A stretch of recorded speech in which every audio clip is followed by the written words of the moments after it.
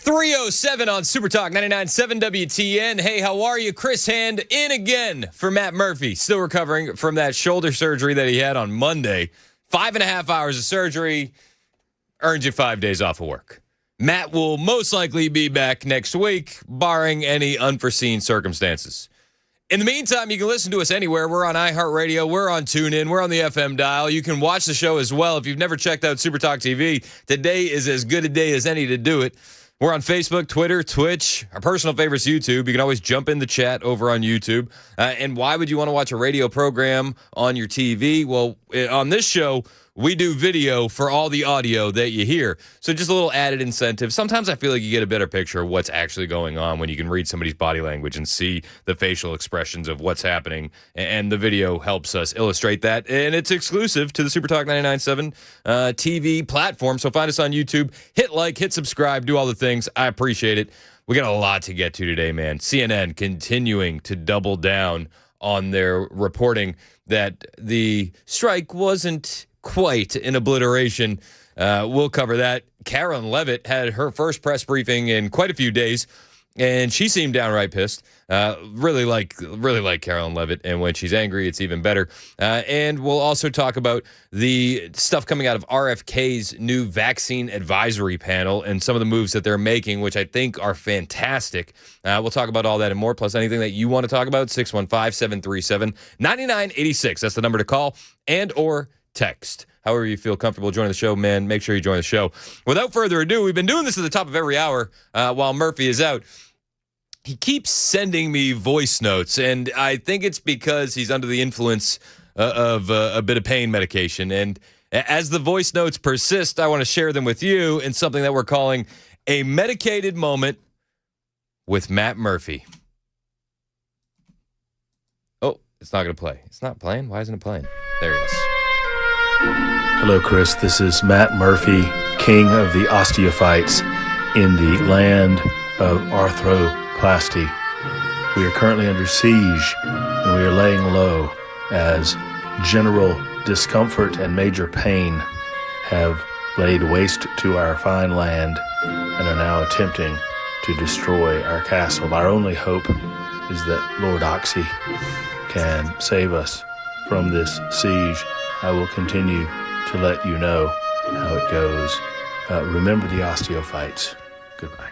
Oh, that's a medicated moment with Matt Murphy. I don't think we've ever been so pro-Oxy on this station as we have these past few days. I'm telling you, man. It's like, whoa, when did you guys become pro-opioid? Yeah, as soon as Matt got injured and needed them for reasonable reasons. Yeah, once doctors start sawing on you.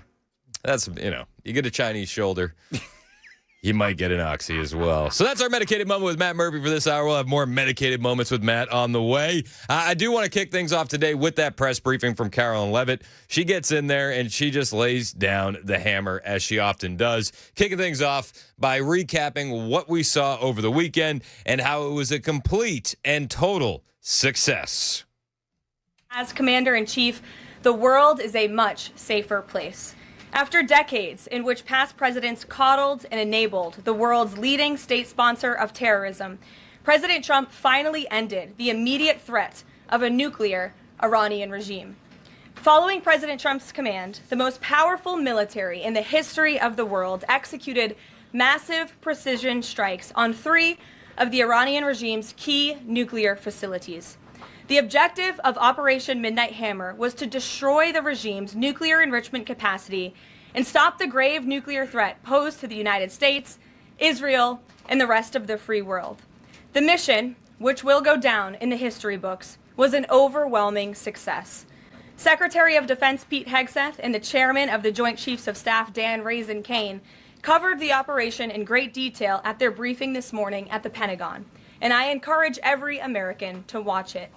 As President Trump has said repeatedly, the United States of America has the greatest, fiercest, and bravest armed forces ever to stride the face of this earth, and we couldn't be more grateful and proud of our nation's warriors. Amen. Karen Levitt, again, just putting an exclamation point on the operation that happened over the weekend. You've had many detractors in the mainstream media saying that what President Trump said was accomplished was not accomplished. and it's all becoming so tiresome. She did reference Pete Hegseth in his news briefing that they gave this morning, which was absolutely fire. He spent, 4 minutes just dressing down the mainstream media for how they've characterized this operation over the weekend, and it was fantastic. We're definitely going to play that later on in the show. But one of the things that Carolyn Levitt wanted to confirm, especially for the fake news that was in attendance, because they're in there, was that, yes, the Iranian nuclear program that would have threatened the entire world has been obliterated. Just mark the tape once again, confirming obliteration. The Iranian regime was weeks away from being able to produce a nuclear weapon that would threaten the entire world before President Trump took this decisive action on Saturday night to obliterate their nuclear capabilities. The contrast in leadership could not be more clear. Barack Obama and Joe Biden sent pallets of cash, American taxpayer dollars, in a failed attempt to buy the Iranian regime's compliance with a weak and ineffective deal. President Trump sent a fleet of American warplanes to destroy Iran's ability to produce a nuclear weapon. The United States and the entire world are safer because of this president's decisiveness. Despite agenda-driven leaks by the fake news media aimed at undermining this incredible accomplishment achieved by President Trump and our brave fighter pilots, there is broad consensus emerging already that Iran's nuclear capabilities were indeed destroyed. The United States, Israel, the United Nations, and even Iran all agree they can no longer build a nuclear weapon. So why did the president immediately turn to obliterating after the Iranian nuclear threat?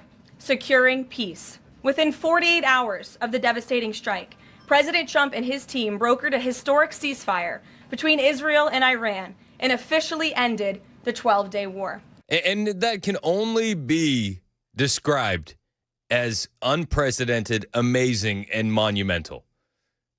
What we saw, I never in my wildest dreams saw coming to fruition. I didn't. I envisioned a forever war, a quagmire. If we were to get involved offensively, I thought that it would go downhill quick. Donald Trump said, no, I can do both. I can intervene and I can isolate. I didn't think it was possible. Donald Trump made it possible. This administration made it possible. This military made it possible. And now we're out. And the fake news doesn't know what to do with it. So the fake news leans in on, well, you didn't really do what you said you did. The fake news, they try to put their thumb on the scale and influence public opinion to make what was a resounding success seem like an utter failure. And Carolyn Levitt wanted to remind them that it wasn't a failure. It was a success, despite what the fake news says, despite the lies we're seeing come out of the mainstream media.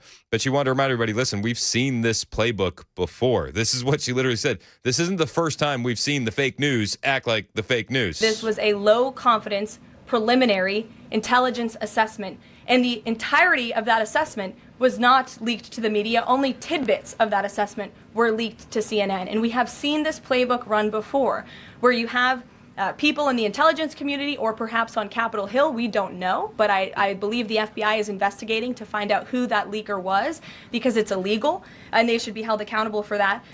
Leaked bits and pieces of an intel assessment to push a false narrative. And it's to the same reporter, I will add, Natasha Bertrand of CNN, who has done this in the past. In 2020, it was Natasha Bertrand who had 51 intelligence analysts falsely lie to her, but she still put it on paper for some reason, that the Hunter Biden laptop story was Russian disinformation.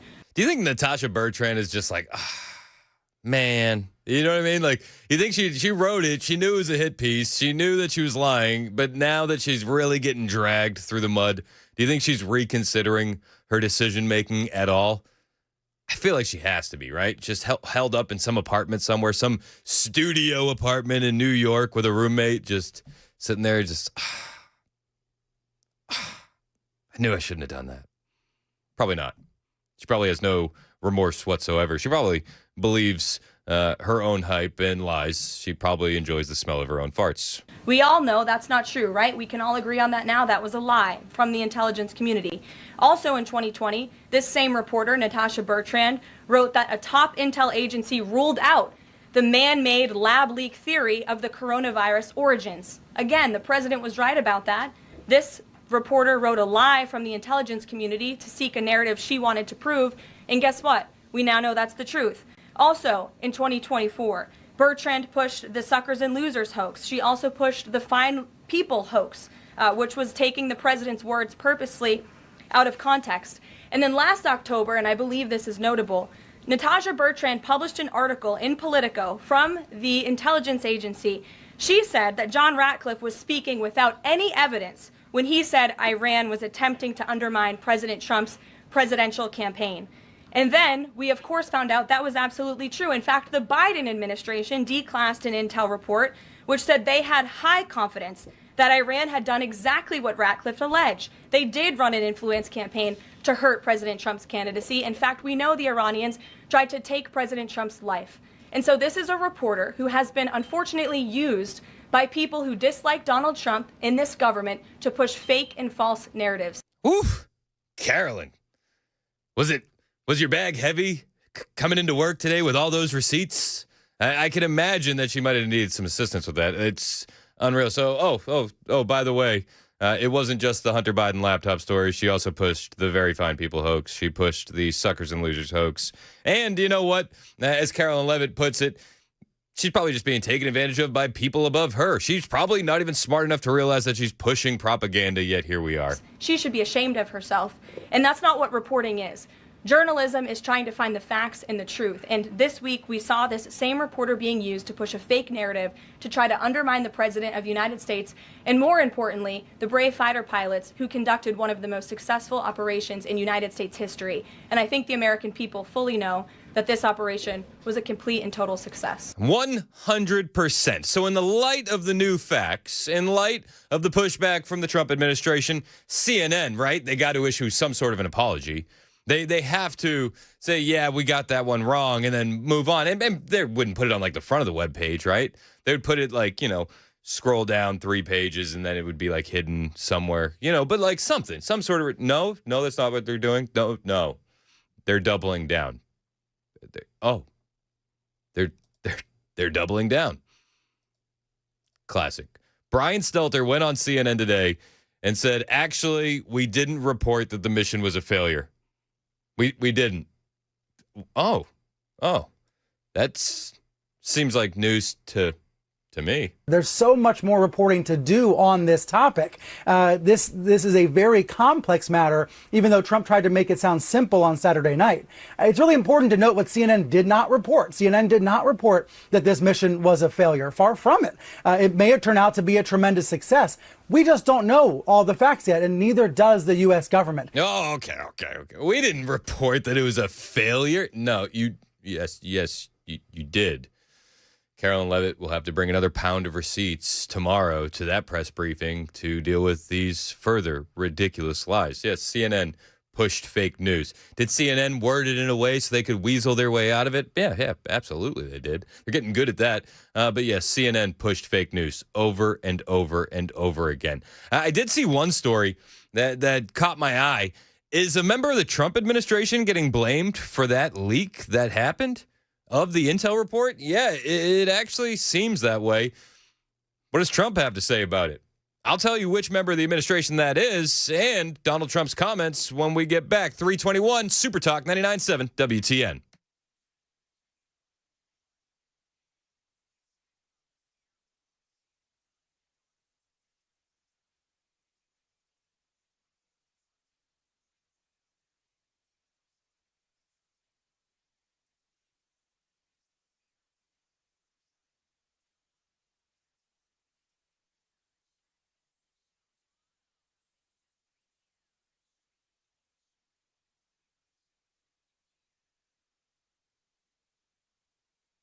Murphy here for Alpha and Omega Computer Consultants. Alpha and Omega is not new to the managed services industry. They have been around serving Middle Tennessee, small, medium, and large-sized businesses with incredible and exceptional IT service and cybersecurity since 1998, and I'm proud to be able to tell you all about them. Their services include 24/7 protection from evolving threats, compliance for all industries, business continuity, fast local help desk support. 70% of cyber attacks target small to medium-sized businesses. If you don't think you can be attacked, you need to call Alpha and Omega and talk to one of their incredible consultants.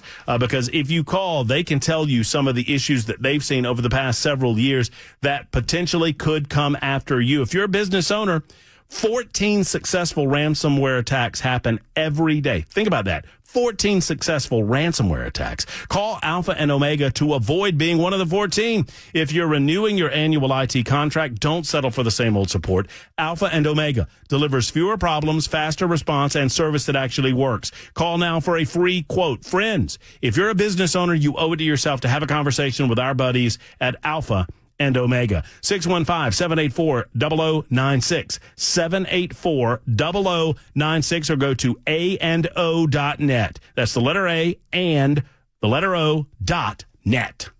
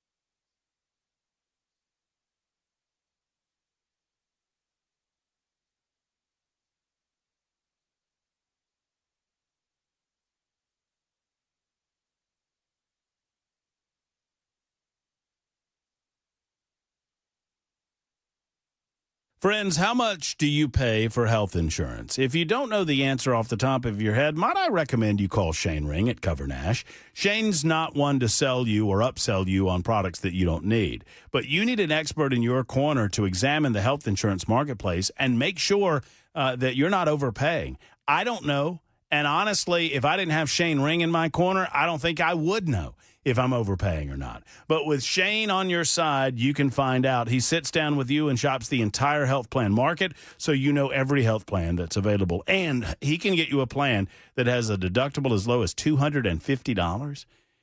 I know. You think you heard me incorrectly. You heard me correctly. Call Shane Ring and ask him about it, and you don't have to wait till open enrollment either. Don't get taken advantage of and don't overpay. Take control of your money. Take control of your health coverage managed by you and never by the government. Go to covernash.com. That's covernash.com, or call 615-465-0023. 465-0023.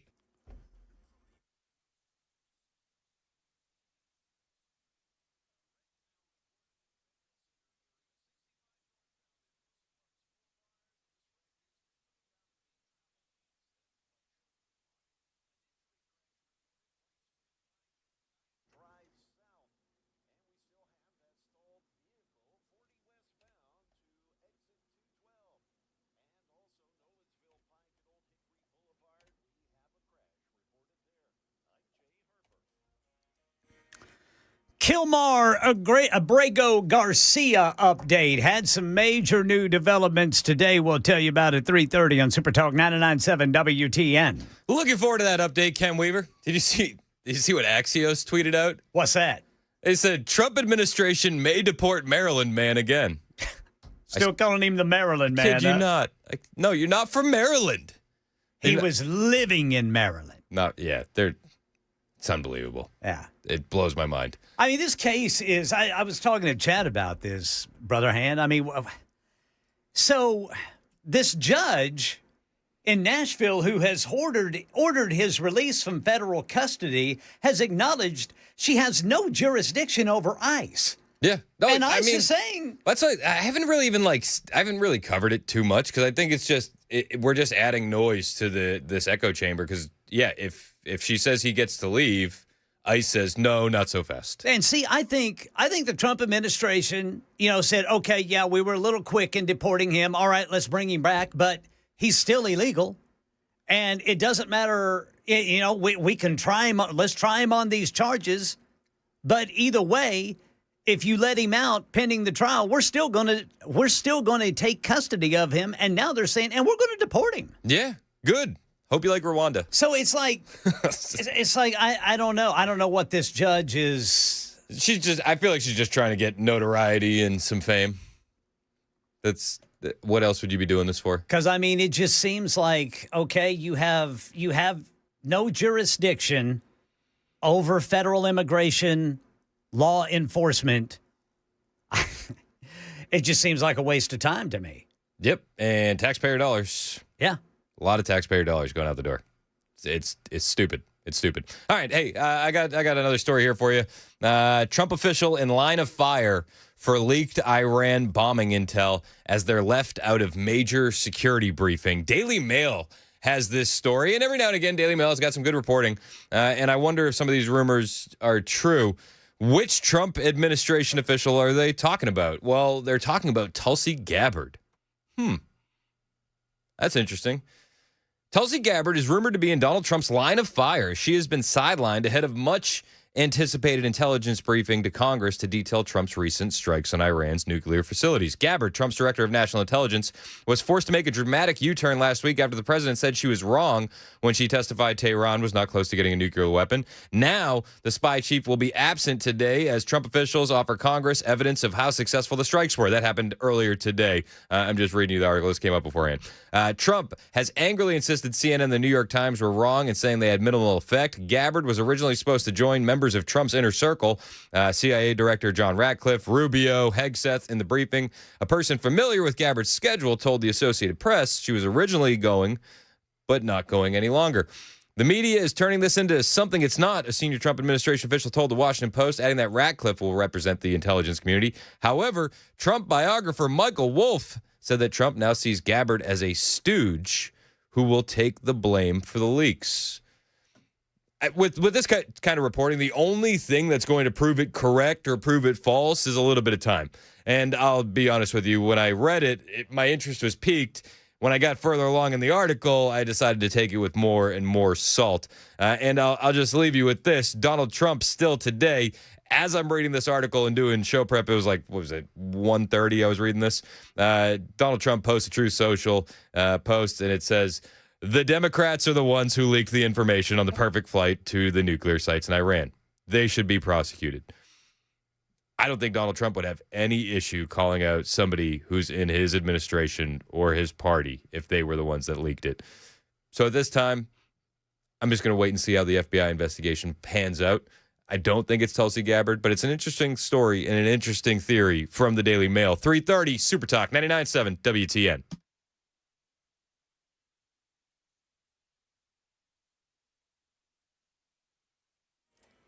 .30 on the dot. I'm Ken Weaver with your top stories. We could still reach oppressive, heat index numbers today. Right now, it looks like we're looking at 97 degrees as the feels like temperature. The actual temperature, 91 here on Music Row in downtown Nashville. And the Nashville Rescue Mission told us today they're still taking donations of cases of bottled water because they are housing at least 900 men, women, and children every night who are trying to find some relief from this heat, and they have run out of water and they need it. So you can drop off your donations at the Missions Donation Center at 616 7th Avenue South between 7 a.m. and 7 p.m. Monday through Saturday. But they say you can also donate monetarily if you want to. Just go to NashvilleRescueMission.org and look for the water icon, and you can make a monetary donation. Full forecast and traffic coming up in 4 minutes. Right now in Nashville, Kilmar Abrego Garcia will be deported, even if he is released from federal custody pending trial on human smuggling charges. That's what prosecutors told the judge today. The judge acknowledging she has no jurisdiction over ICE, even though she ordered he be released from federal custody. Garcia could be released from federal custody as soon as tomorrow.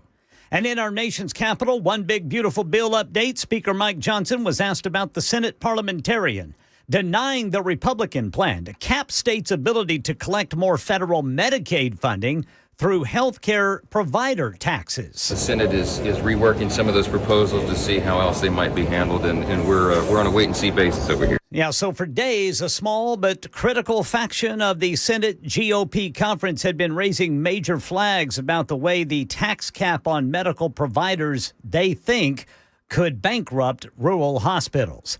That's the latest news. Traffic and weather next. I'm Ken Weaver, WTN News.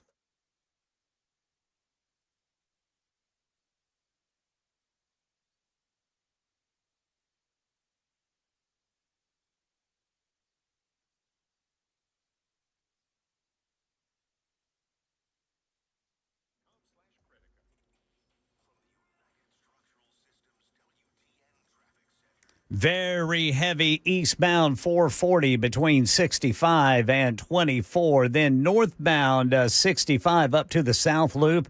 Really slow going eastbound on the South Loop downtown. A lot of that has to do with a crash. That's going to be westbound at Church Street off on the right shoulder. Now we've got two crashes on the right shoulder impacting 65 northbound at Rosa Parks Boulevard. Traffic every 10 minutes every morning on Super Talk 99.7 WTN.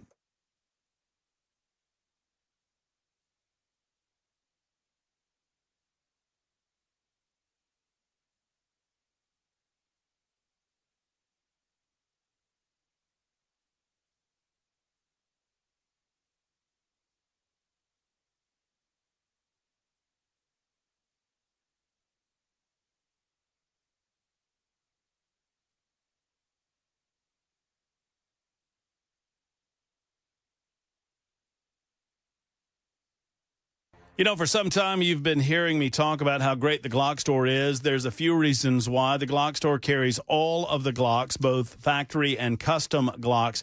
I've never seen, folks, when you go to the Glock store, let me bottom line this for you.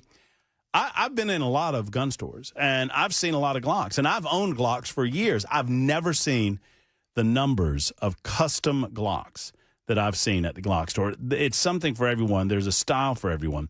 They've got all the PBGs, the plain black Glocks at the lowest possible price, but they also have factory colored Glocks, competition-ready race Glocks, rare and discontinued collectible Glocks, beautiful custom Glocks, and the wildly popular Trump Glocks. We gave away 3 of those during the big open house just a couple of weeks ago. They also have the best accessories for Glocks, including red and green dot optics, upgraded triggers, extended controls, and the lowest price on Glock magazines in the entire United States of America. Basically, if it's a Glock, if it's for a Glock, they have it in stock with all of the options. Now, if you've never been to the Glock store or if you've never shot a Glock, just purchase a 10-round test pack of 9mm ammo for only $6.99. They're going to let you test fire any Glock in the rental department, including the Glock 43X, the most popular concealed carry handgun in the United States of America, and one that I personally own. It's my friends at the Glock store, minutes away from the airport, worth the drive from anywhere. Tell them Matt Murphy sent you to the one and only Glock store.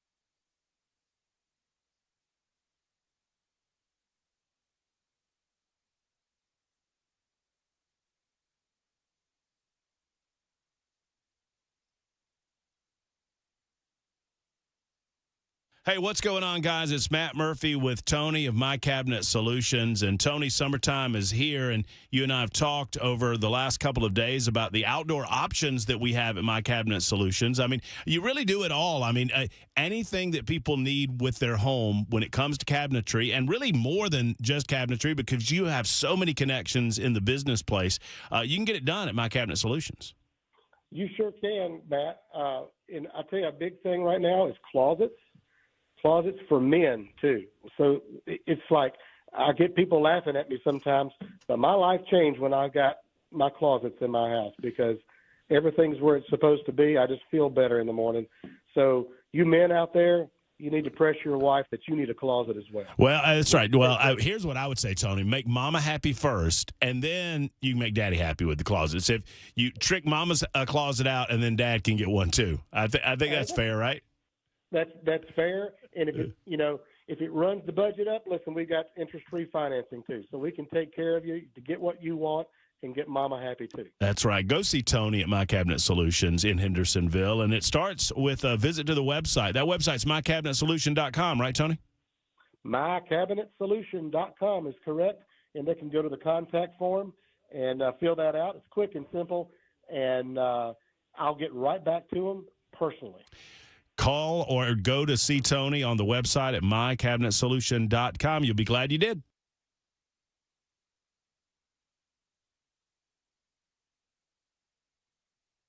3:38 on Super Talk 99.7 WTN. Hey, how are you? Chris Hand in for Matt Murphy, who should be back next week, still nursing that shoulder. We wish Matt nothing but the best. We got Ken Weaver in the newsroom. We got Action Jackson producing the whole thing, making sure the show sounds good coming out of your speakers. Appreciate you listening wherever you're listening on iHeartRadio. Tune in to the FM dial. And if you're watching us on Super Talk TV, I appreciate that as well. If you're on the YouTube channel, hit like, hit subscribe, share the show with your friends. There is a lot to get to today.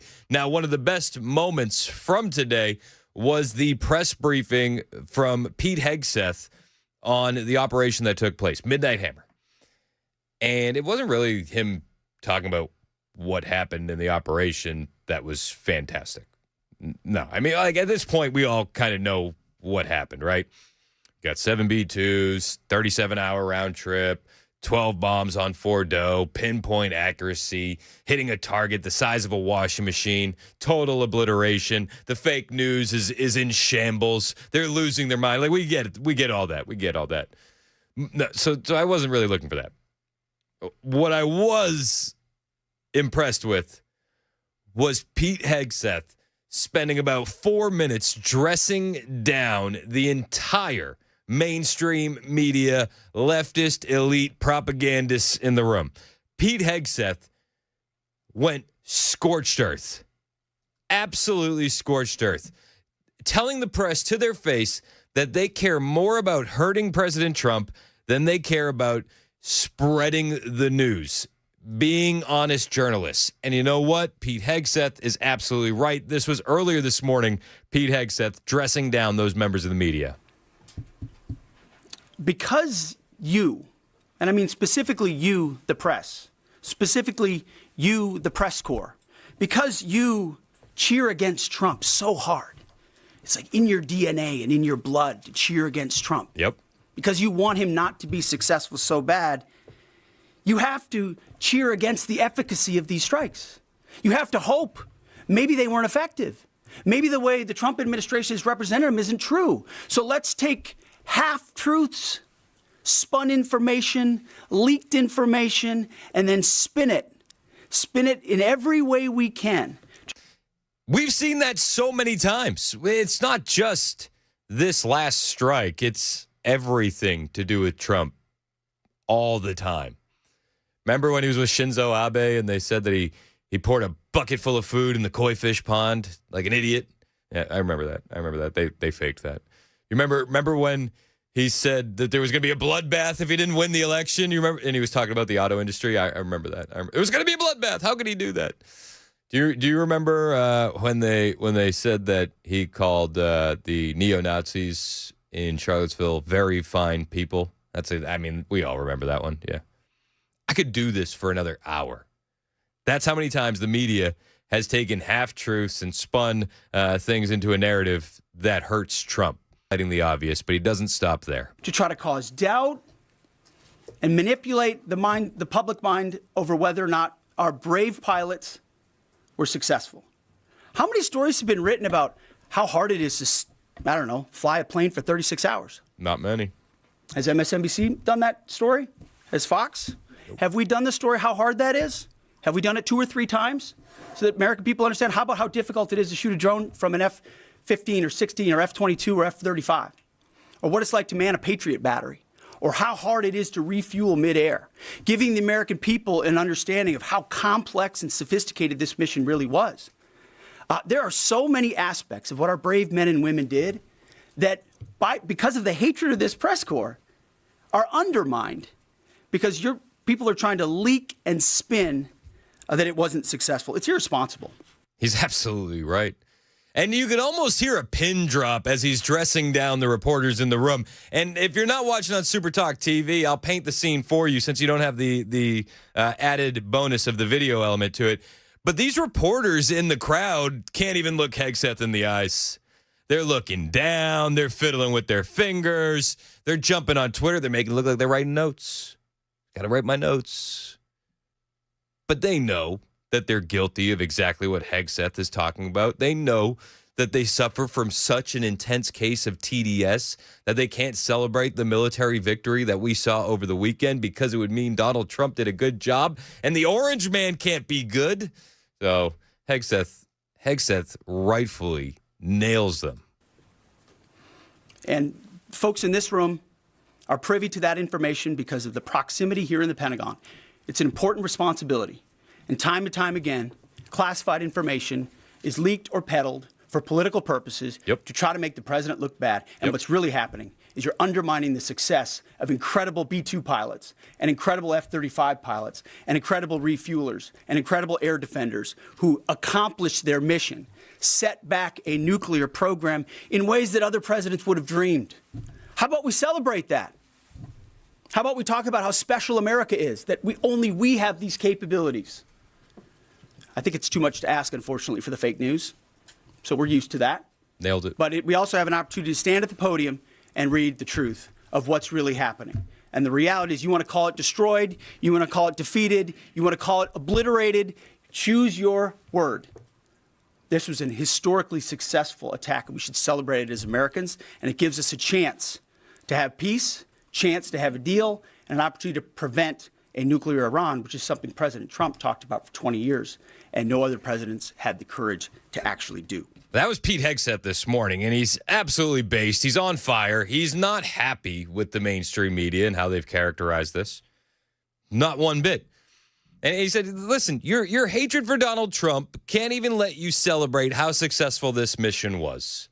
But you see, the members of the media in that room, they have a mission too.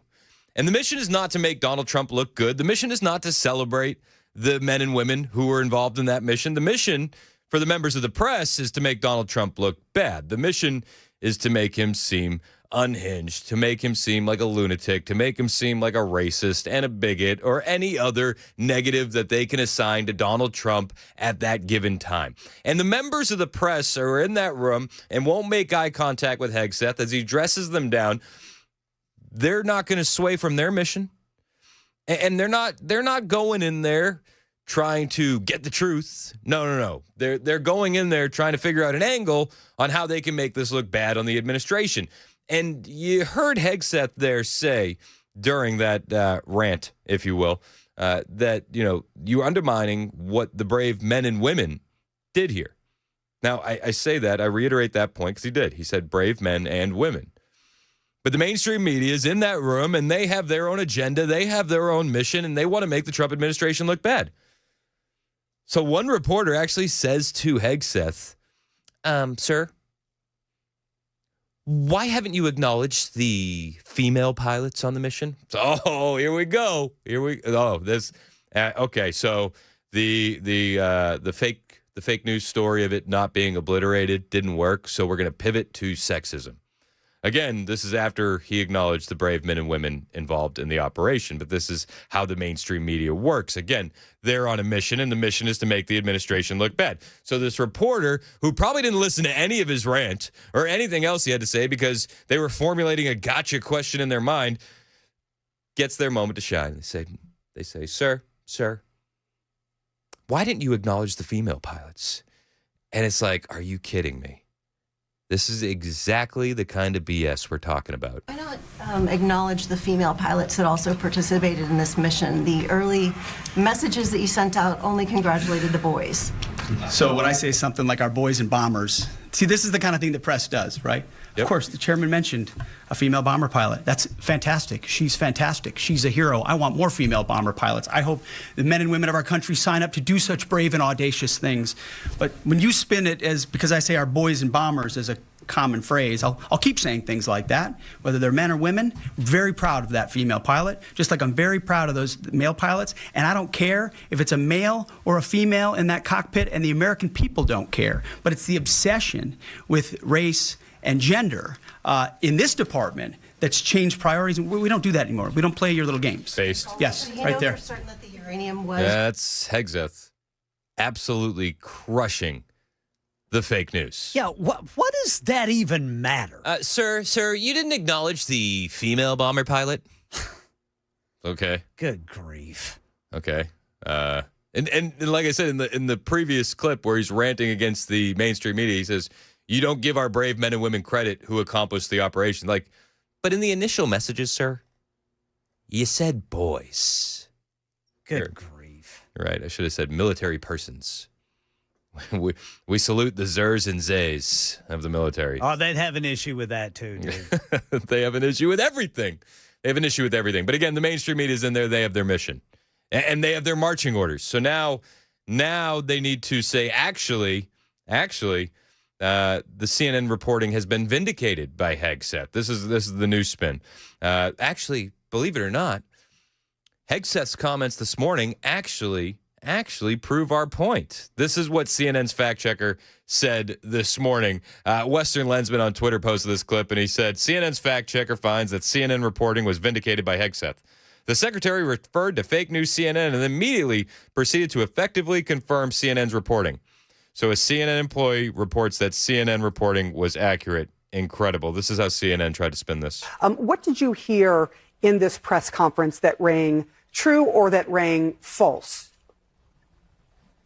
Well, a few things here. The secretary referred to fake news CNN and then immediately proceeded to effectively confirm CNN's reporting. Again, emphasized that this intelligence assessment was preliminary, made with low confidence. That's exactly, again, what CNN reported. Yeah, except they didn't highlight that part. You know what I mean? CNN has obtained a classified document. It's leaked. And it says that the site wasn't completely obliterated. This is a preliminary study. This is preliminary. Can you believe that? They didn't do anything. It's that CNN is the fakest of the fake news networks. Hegseth had every right to dress them down, and you have every right to hate them as much as you do. It's 3:50. My name is Chris Hand. I'm in for Matt Murphy all week. Appreciate you hanging out with us on Super Talk 99.7 WTN.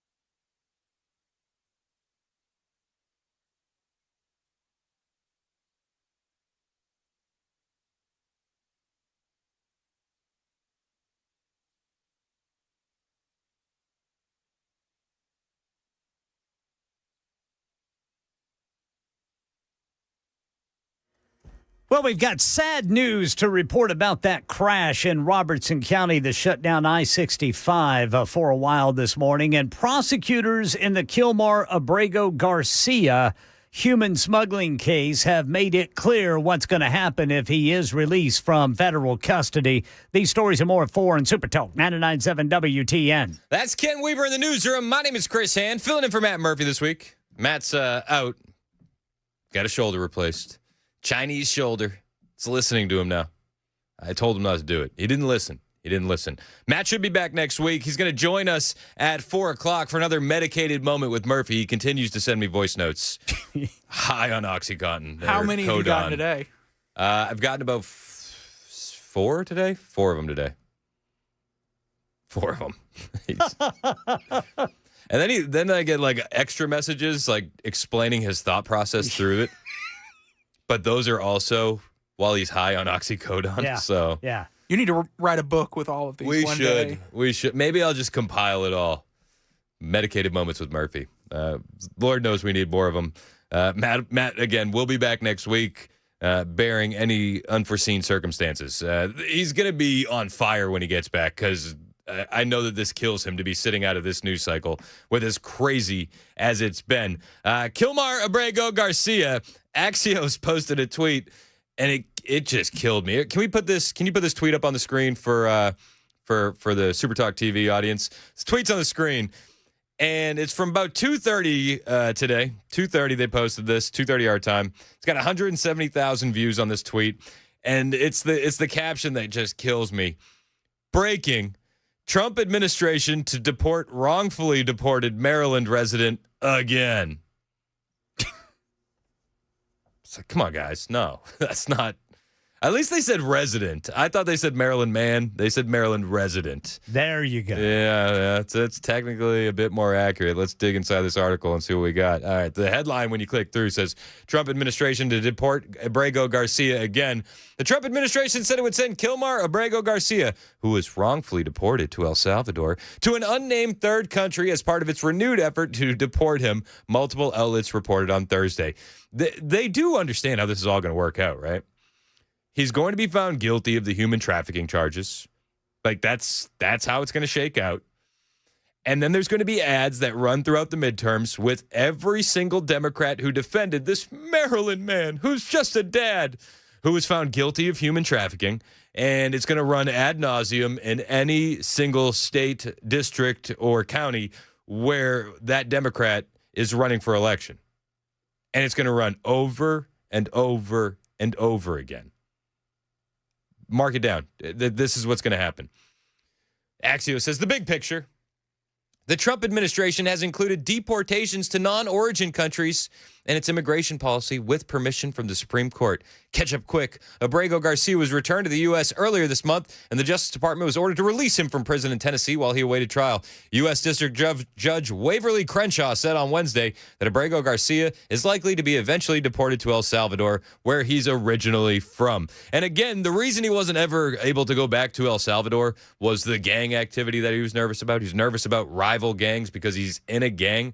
And that's since been cleaned up, and you don't have to worry about it if you're in CCOT. So he's leaving one way or another. The only thing that's going to come of this is some nice TV commercials for midterms in favor of conservatives. Mark it down. The time is 4 o'clock. Ken Weaver standing by with the latest and greatest headlines on Super Talk 99.7 WTN.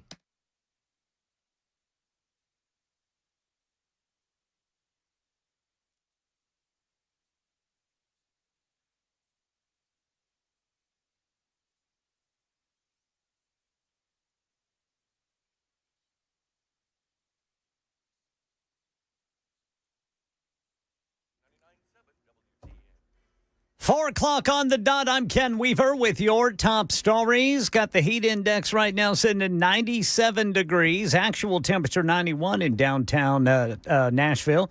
So not as bad as it has been. Still warm. And there's still a need for bottled water over at the Nashville Rescue Mission. If you can donate some pallets of bottled water, they need them at 616 7th Avenue South between 7 a.m. and 7 p.m. Monday through Saturday. They're taking in as many as 900 men, women, and children a night due to the oppressive heat.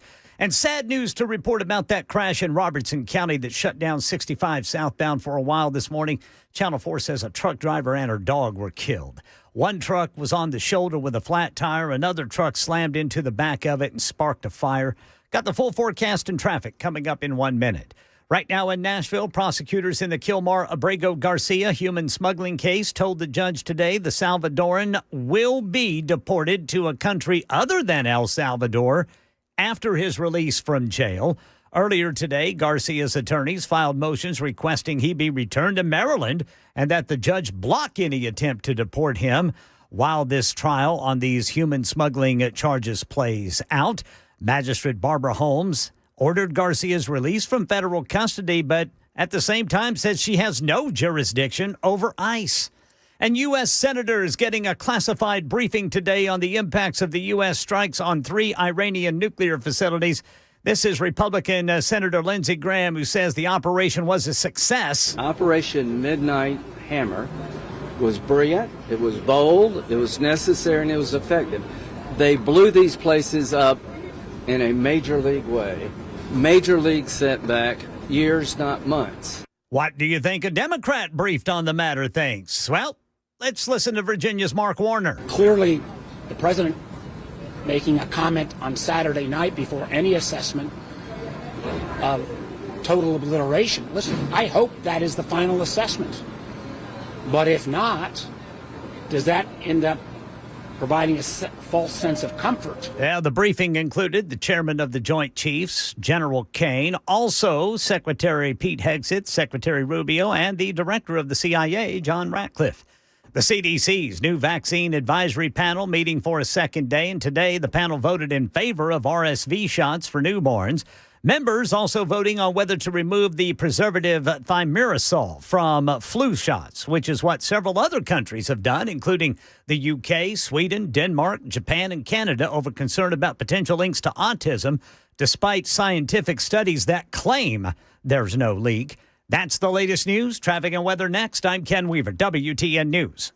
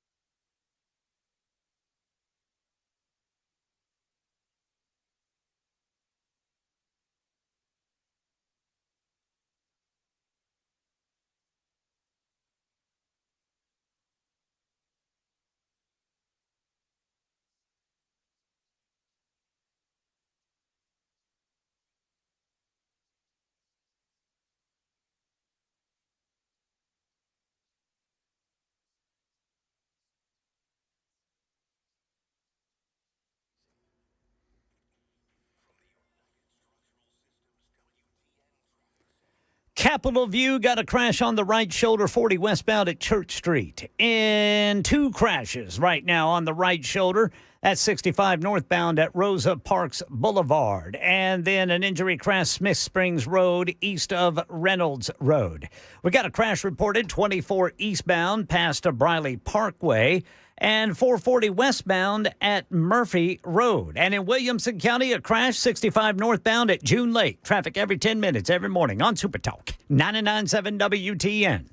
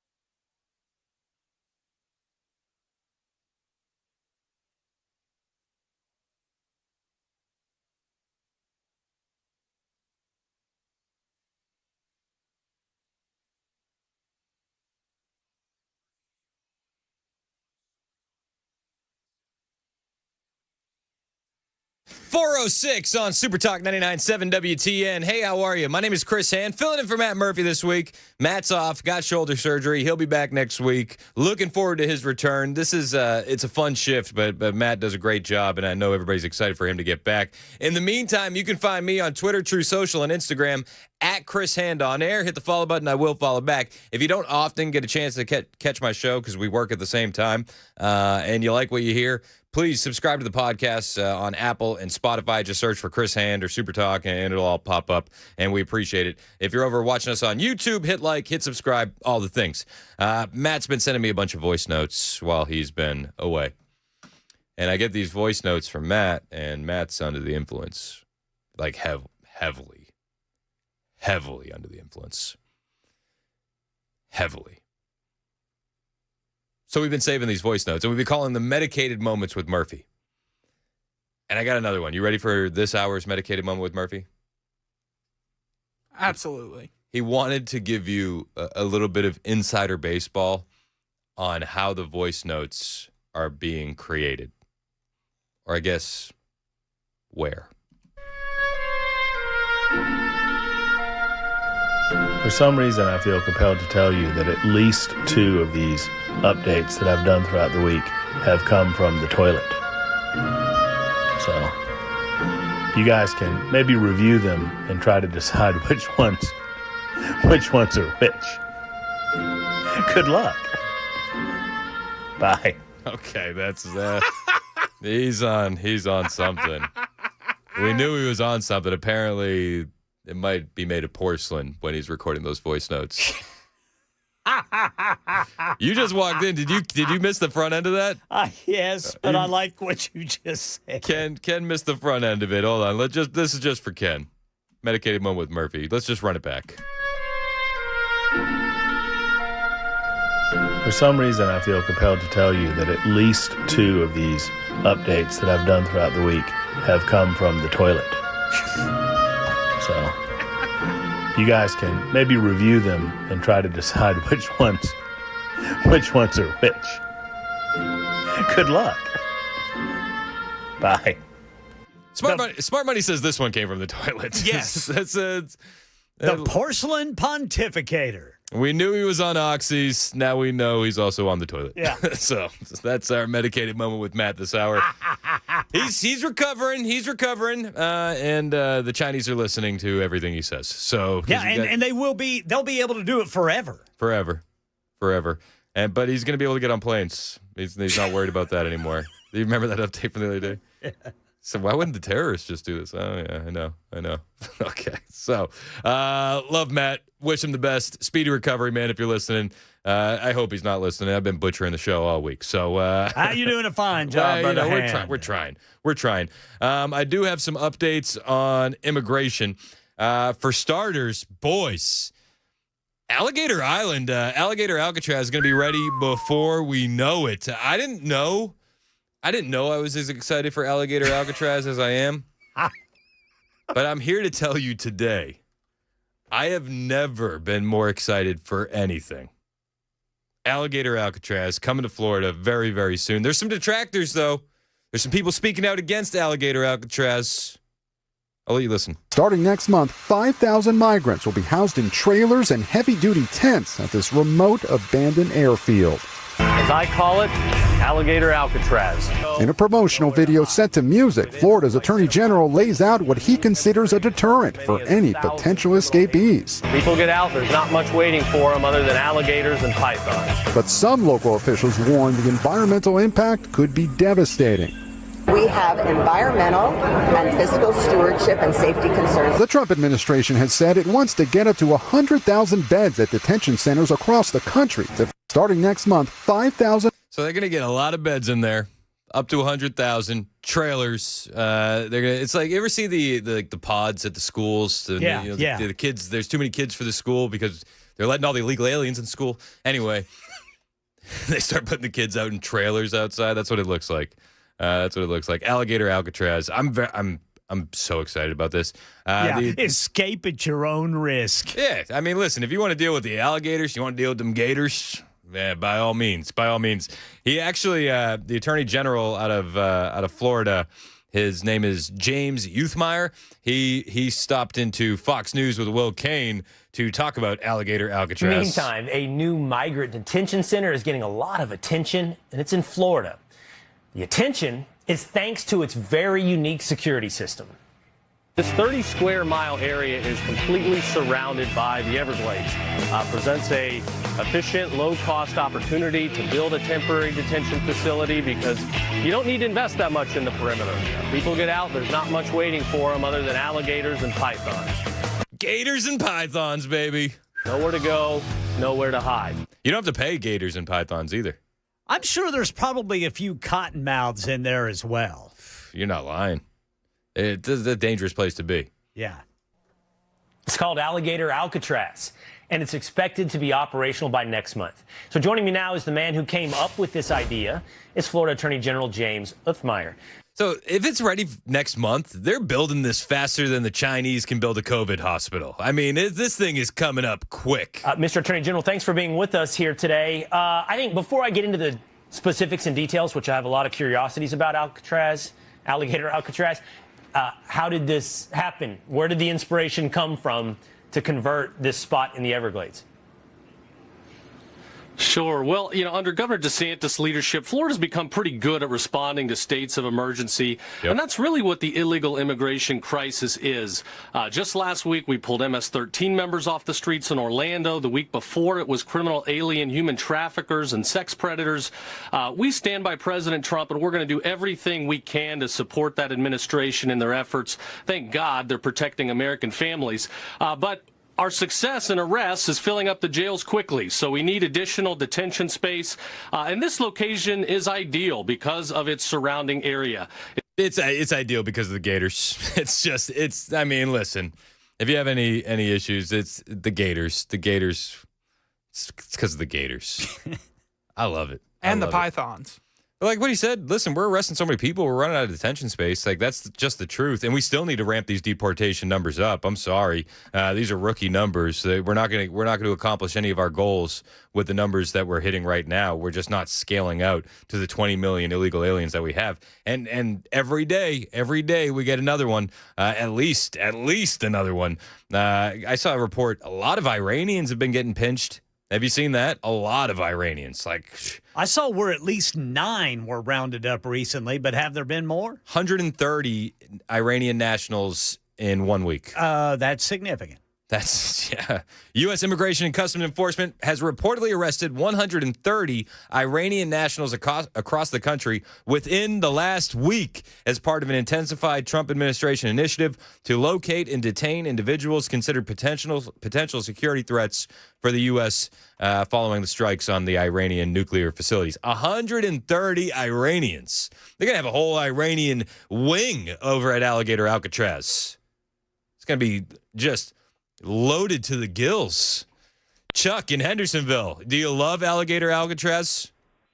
I do. Actually, it's Jeff in Hendersonville, but you can call me Chuck. All right, my bad. I'm gonna blame Jackson. Yeah. You know what? I got two things real quick. First off, medicated moments. I'm dying. Like that comedy gold. But remind me not to call y'all after I stub my toe or something, because it's a tough room.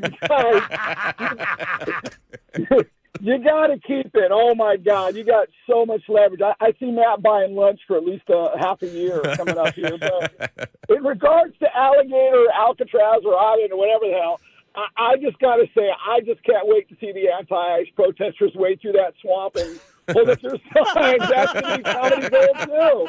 Hey, listen, I can't wait to see a member of Congress storm the facility like she's an offensive lineman for the Tennessee Titans.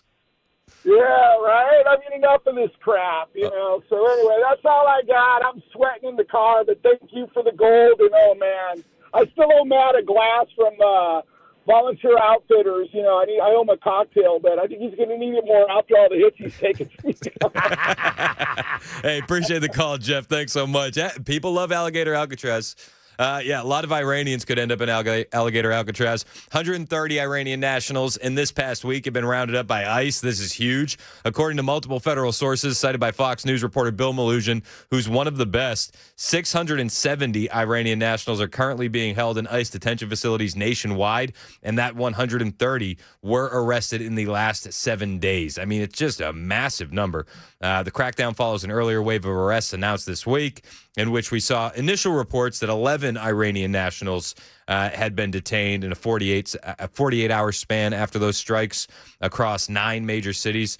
So they took a lot of guys in. St. Paul, Minnesota, they were focusing on. I don't know why you'd go to Minnesota. I don't know.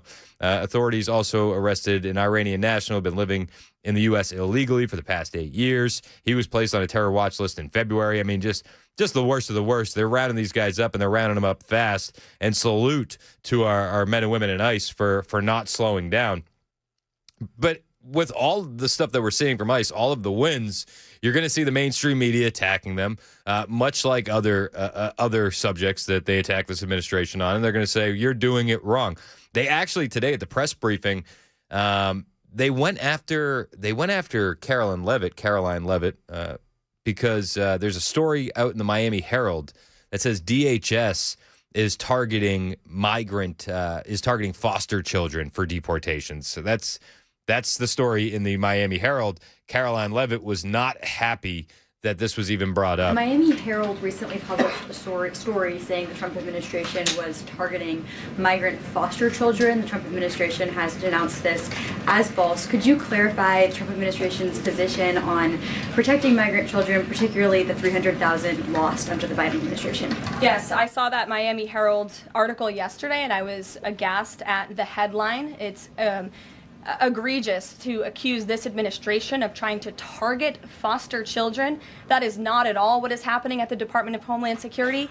And I learned that the Department of Homeland Security actually tried to work in good faith with this reporter to get this story right, to explain that this administration is trying to protect foster children. We are trying to keep children out of harm's way, even if that means their parents are not law-abiding citizens. We want to protect children, unlike the previous administration, which allowed children to be trafficked and raped, and in some cases killed because of the open border policies. Unfortunately, the Miami Herald just completely degraded themselves with this report, despite having a full list of facts from the Department of Homeland Security. It's another example of fake news. And the May border numbers speak for themselves, not a listen, not a single individual was released from custody in the month of May and released into the interior United States. The border numbers do speak for themselves. It bugs me with the mainstream media because we're racking up a lot of wins when it comes to immigration and enforcement, right? And they want to focus on this. And it's like, where were you guys the last 4 years when all of those hundreds of thousands of kids were going missing? You didn't give a damn. You give a damn now because you think it's going to hurt Trump. But the reality of the situation is we've been screaming about how you were handling these kids at the border for years and years and years. And we know what was happening to those kids at the border. They were being sold into, one of the better case scenarios, work slavery. Like they're being sold and they're working in factories. And then the the worst case scenario, they're being sold into sex slavery. And this administration previously, before Trump got back in office, didn't give a crap about it. The mainstream media didn't give a crap about it. And we outlined it time after time after time. It was like, what was this? I think this was about a couple months back. RFK was testifying, and he talked about the way that they were processing kids at the border versus how they're doing it now. And it's night and day how much safer these kids are in this country. Yet the mainstream media wants to say DHS is targeting foster kids. It's a joke. The major reason that the Biden administration lost track of all those children is because they were emphasizing speed over security. And there were political reasons for that. They wanted to get the kids out of U.S. custody, so they were handing them off to anybody. It didn't require background checks. It didn't require identification even. I've watched horror stories of the same person picking up child after child after child, using different names and different addresses. You didn't hear that story in the Miami Herald, though. You didn't hear that story in the Miami Herald. One of the addresses was a strip club. Where's the Miami Herald? Where were you guys when this stuff was happening under your nose? They didn't want a journalism then? It was too much journalism to journalism? Yeah. One of the addresses was a parking lot. One of the addresses was an empty lot that was filled with shipping containers. Oh, yeah. It's just an address with an empty lot filled with shipping containers. What could go wrong? What could possibly be happening there? And this character was getting all these kids. One person got 42 kids to one address. What we're doing now is DNA testing on every sponsor. We're doing personal identification. We're doing background checks, and we're doing income verification. Thank you, Mr. Yeah. Listen, the last administration didn't give a damn, and the mainstream media didn't give a damn either. So when they start running these stories, it's just like Trump too. It's just the first Trump term all over again. The kids in cages, the ones that Obama set up. Got it. Like that's what they're doing again. It's a same tired playbook over and over and over again. And the mainstream media hasn't woken up to the fact that the people see right through it. The time is 4:22. Danny and Scotty, hang on the line, guys. I'll take your calls next, plus anything you want to talk about. 615-737-9986. We can go full Murphy, turn the monologue into a dialogue right here on Super Talk 99.7 WTN.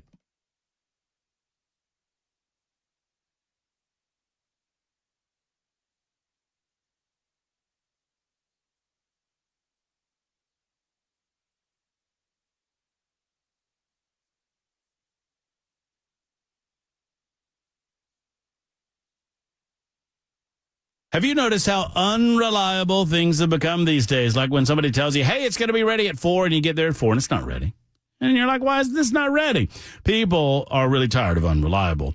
You know, if you have had unreliable vehicle repair, you probably remember that. And I encourage you to go to Eurofix, where they turn unreliable into reliable. That's right.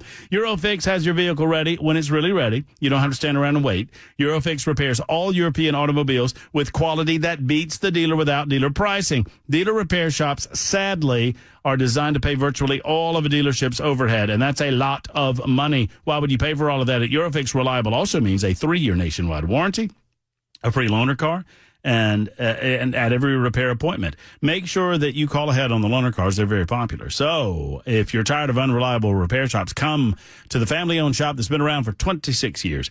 Eurofix, 844-EUROFIX, or visit myEurofix.com. That's myEurofix.com.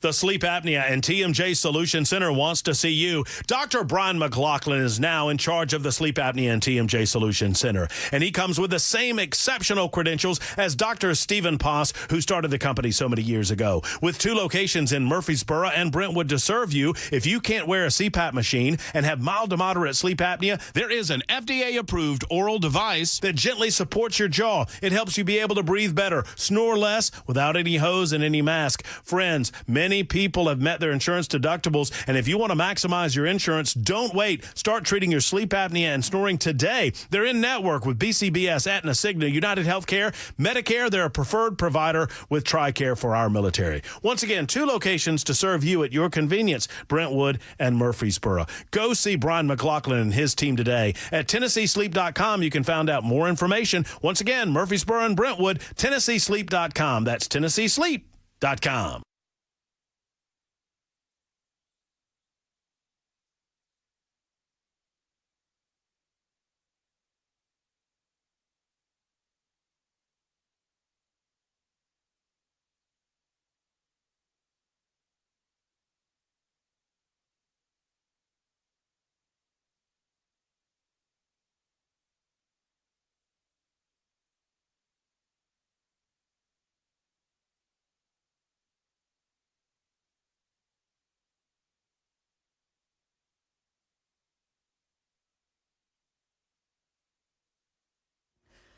Federal prosecutors make clear what happens if Kilmar Abrego Garcia is released from federal custody in Tennessee. And U.S. senators have emerged from a briefing on the U.S. strikes on Iranian nuclear sites. Wait till you hear what the Republicans say compared to what the Democrats say. Coming up at 4:30 on Super Talk 99.7 WTN. That's Ken Weaver. Headlines on the way. My name's Chris Hand. It is 4:27 on Super Talk 99.7 WTN. Matt Murphy will be back next week. We anxiously await his return and the rants that we get to listen to when he gets back. In the meantime, 615-737-9986. Scotty wants to talk about Alligator Alcatraz. What's up, Scotty? Hey, Big Chris. How we doing, man? Hey, I've been down there where they're going to build that. A buddy of mine goes down there to go hunting every year for this whatever hunt that the Florida has. Okay. I've been down there, and it was saying about water moccasins down there. They're loaded with them. Loaded with water moccasins. Those poisonous? Yeah. Oh, yeah. Oh, very. Jeez. Very poisonous. Very. At this point, I think they're going to be done with construction early because they don't need a fence. No, I mean, it's just like, yeah, I mean, I'm not saying anything, but I just let them go. Say, yeah, if you want to swim for it, go for it. don't have to deport them at that time. No, I mean, hey, if the facility gets overcrowded, that's one way to clear a bed. I appreciate the call, Scotty. Thanks so much. Real quick, Danny in Lebanon wants to talk about Iran. What's up, Danny? Hey, Chris. Hey, I was listening to this report earlier about the Ayatollah Khomeini saying that he slapped the United States hard in the face, and their nuke site got hardly touched, and he had Israel on their knees. And yep. Anyway, they claim total victory. Yeah, and their media went and ran with it and told that to the people because that's what they want to believe. And it's kind of funny because it kind of reminds me of our own media.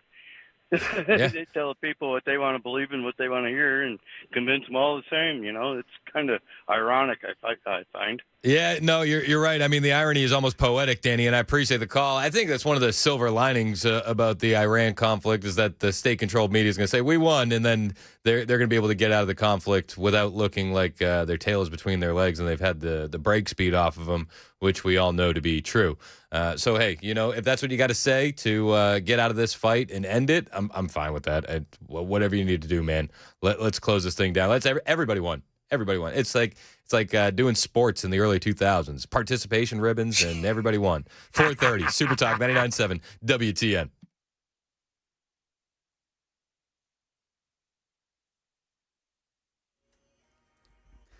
.4:30 on the dot. I'm Ken Weaver with your top stories. Nashville Rescue Mission still taking donations of bottled water it says they desperately need under this oppressive heat. This is Vice President of Development and Marketing, Sam Seipel, talking with WTN's Chad Benson. We're seeing record-breaking numbers, actually. Our daily bed count is as high as I've ever seen it. We're nearing 900 people a night across our two campuses. Now, you can drop off donations of bottled water at the Donation Center for the rescue mission, 616 7th Avenue South, between 7 a.m. and 7 p.m., Monday through Saturday. Or they'll take monetary donations at NashvilleRescueMission.org. Got the full forecast and traffic in 5 minutes. Right now in Nashville, federal prosecutors have made clear what happens if Kilmar Abrego Garcia is released from federal custody pending trial on human smuggling charges.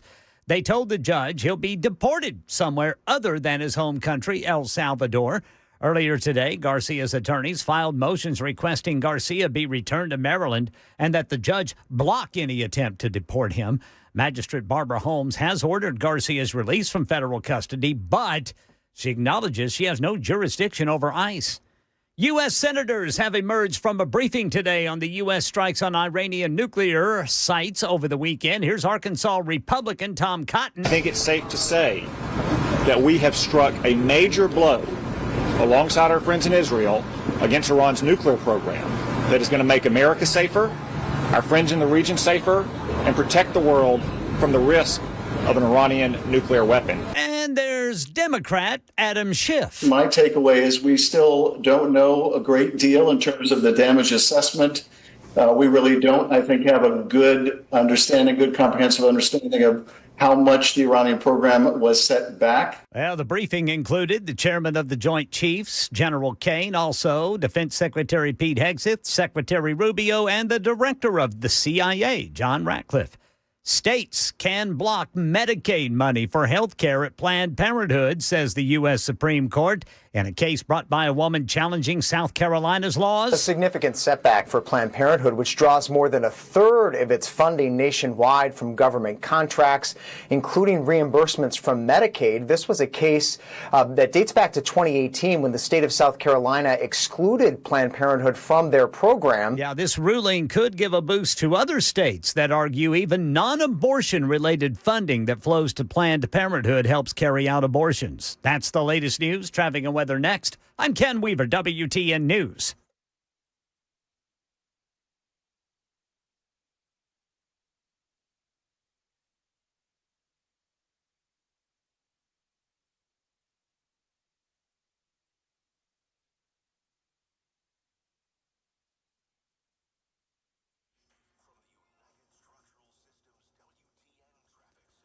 Antioch, a crash blocking the right two lanes of 24 eastbound at Hickory Hollow Parkway. In Mount Juliet, got a crash reported. 40 eastbound before Golden Bear Gateway, Beckwith Road, exit 229. It is stop-and-go traffic 3 hours prior to getting to the crash. And in Berry Hill, a crash on the off-ramp, left lane block, 440 eastbound to southbound 65. We've got a crash on the right shoulder. It's a tractor trailer versus an SUV, 440 westbound at Murphy Road, exit 1A. And in June Lake, Williamson County, a crash, 65 northbound there at June Lake. Traffic every 10 minutes, that is, every morning on Super Talk 99.7 WTN.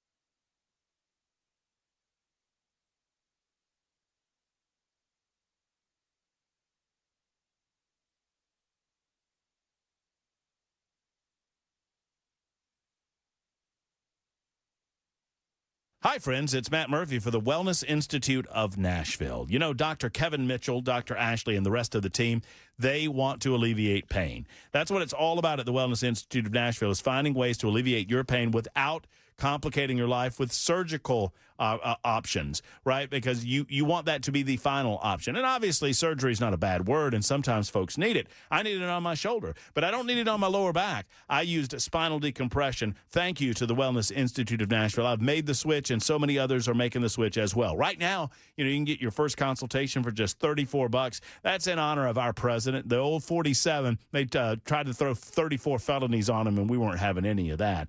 And so, in honor of that, they're rolling back prices to $34. That gives you your first consultation, x-rays, and your first treatment. $34. Go to painisbad.com. That's painisbad.com. The Wellness Institute of Nashville has my seal of approval.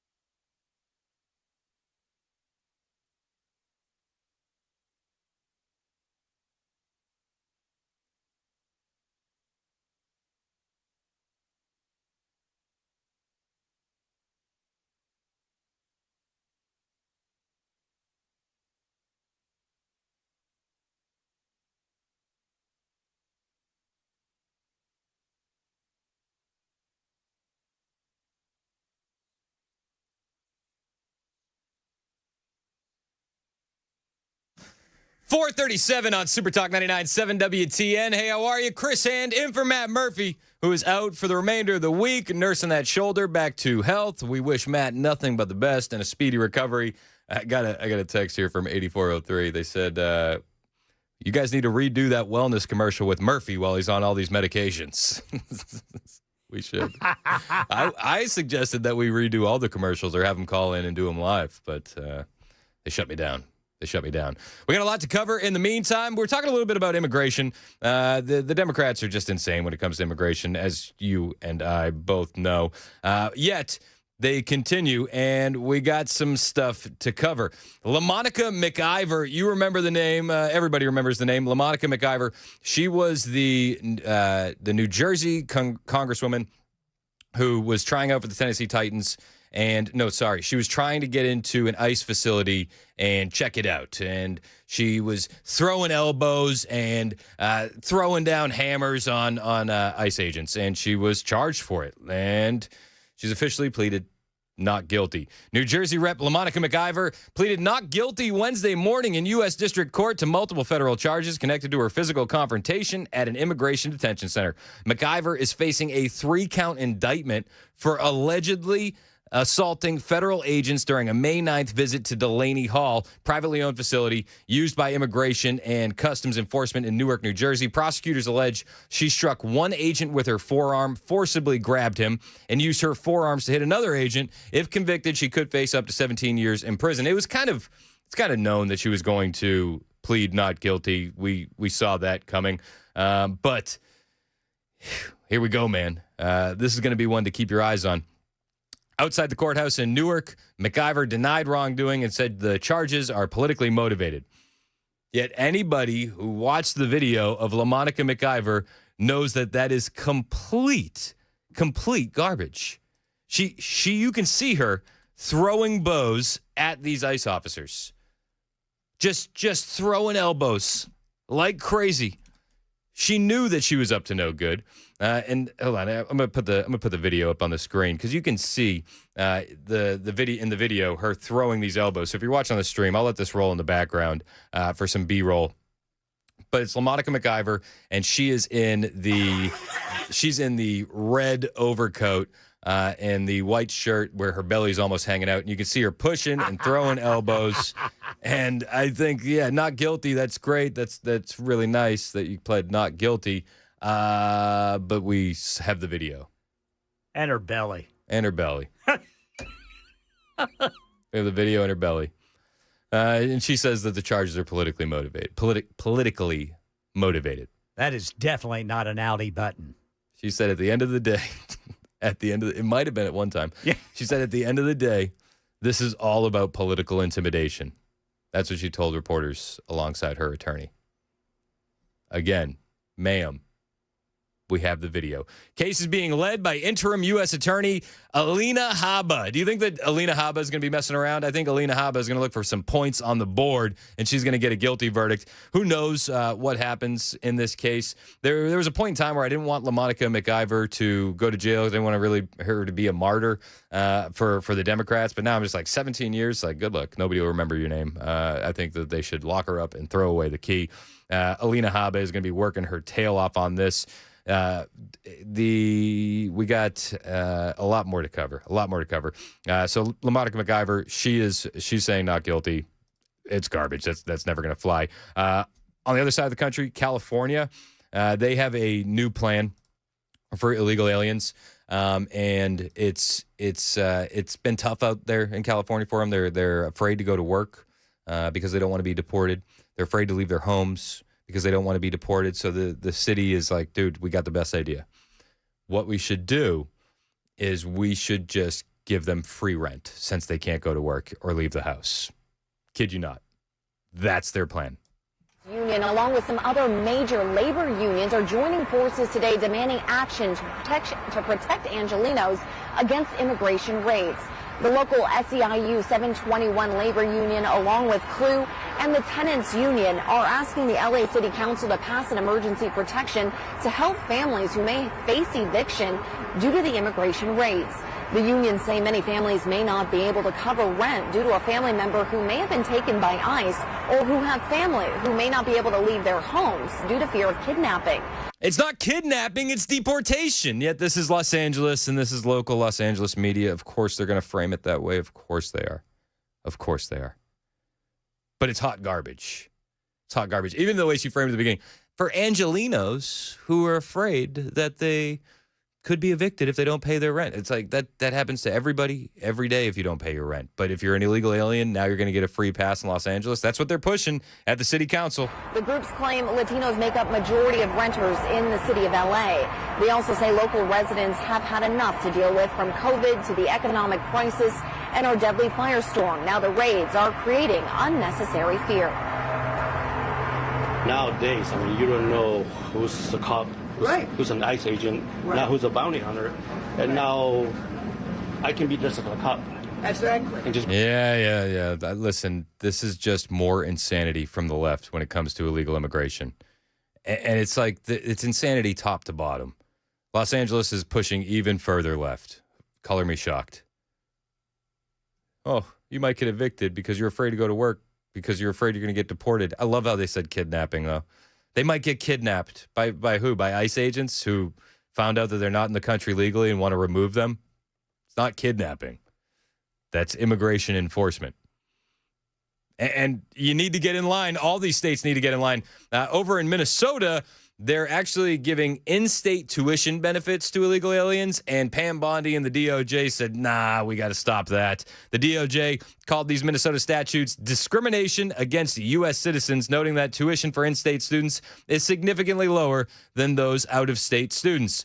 The Department of Justice has filed a civil complaint against Minnesota Governor Tim Walz, as well as other state officials and agencies, over their providing in-state tuition for illegal aliens in the state.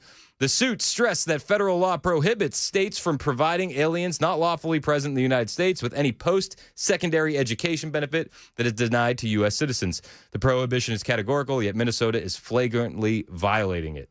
flagrantly violating it. Minnesota statutes explicitly classify aliens who are not lawfully present in the United States as residents under certain conditions, and thus eligible for reduced tuition and free tuition, respectively, for public state colleges, while U.S. citizens from other states must pay higher out-of-state tuition rates and are ineligible for the free tuition, the complaint stated. The DOJ noted that a federal district court had recently ruled against a similar Texas law under 8 U.S. Section 1623A, which requires that all U.S. citizens be eligible for a benefit without regard to residency before any alien not lawfully present in the United States can be eligible to receive the same benefit based on residency.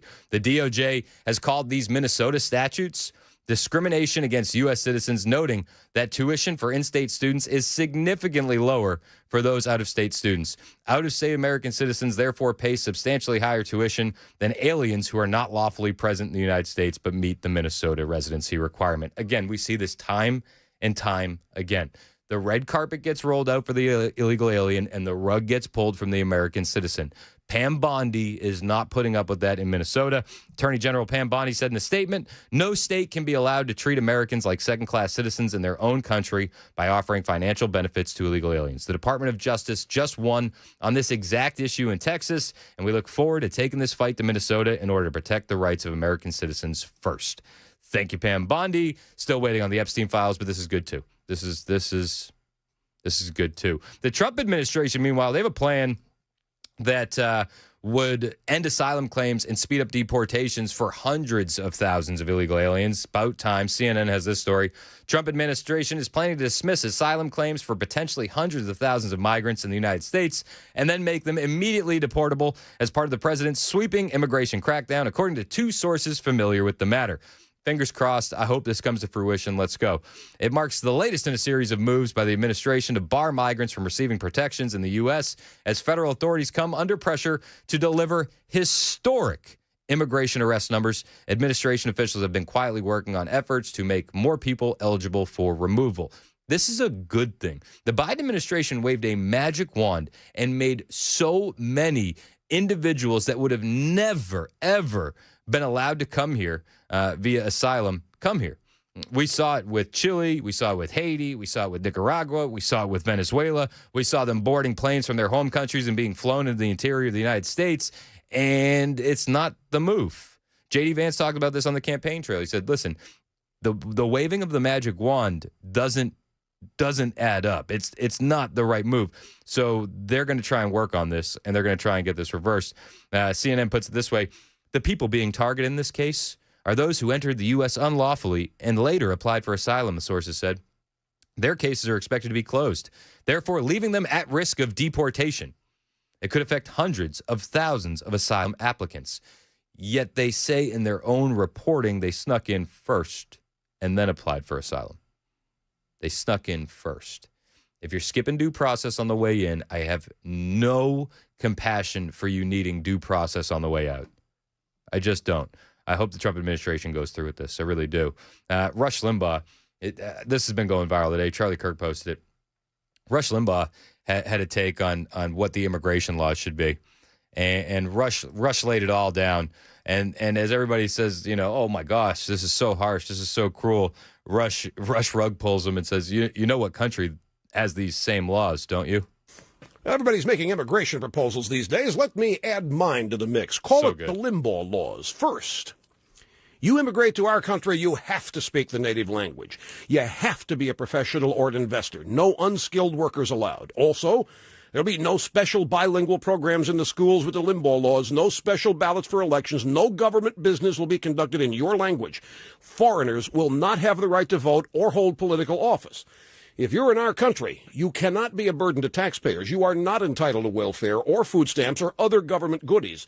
You can come if you invest here, an amount equal to 40,000 times a daily minimum wage. If not, stay home. But if you want to buy land, it'll be restricted. No waterfront, for instance, and as a foreigner, you have to relinquish individual rights to the property. And another thing, you don't have the right to protest. You're allowed no demonstrations, no foreign flag waving, no political organizing, no bad-mouthing our president or his policies. You're a foreigner. Shut your mouth or get out. And if you come here illegally, you're going to jail. Now, you think the Limbaugh laws are harsh? Well, every one of the laws I just mentioned are actual laws of Mexico today. That's how the Mexican government handles immigrants to their country. Yet Mexicans come here illegally and protest in our streets. How do you say double standard in Spanish? How about no mas? 450 Super Talk 99.7 WTN.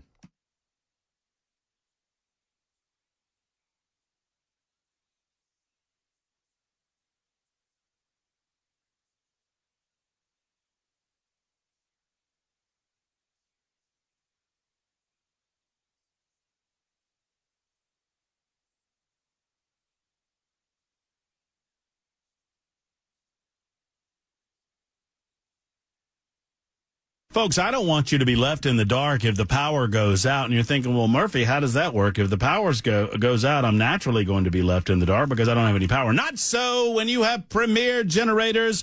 They are your one-stop shop for all things Generac generators and home generation in Middle Tennessee. Let me tell you about them because they're absolutely fabulous.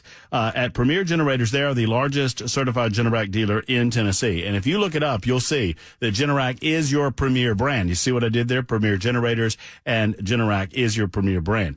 It can be one of the smartest investments that you make. I mean, it truly is what I consider to be an insurance policy, right? You buy insurance with your auto, on the off chance that you get in an automobile accident, and you probably never use that insurance, right? You probably don't get in that automobile accident. You buy life insurance, you buy health insurance. Why in the world would you not buy electricity insurance? I mean, that's what we're talking about with a Generac generator from Premier, right? And the odds of the power going out are a lot greater than any of those other things happening, so you're going to get your money's back right now. Free consultation. What are you waiting for? Contact them at premiergenerators.com, premiergenerators.com, or call and tell them that Matt Murphy sent you. 615-439-2992. 439-2992. It's what they do at Premier. They do Generac generators. That's what they do, and they want to talk with you at Premier.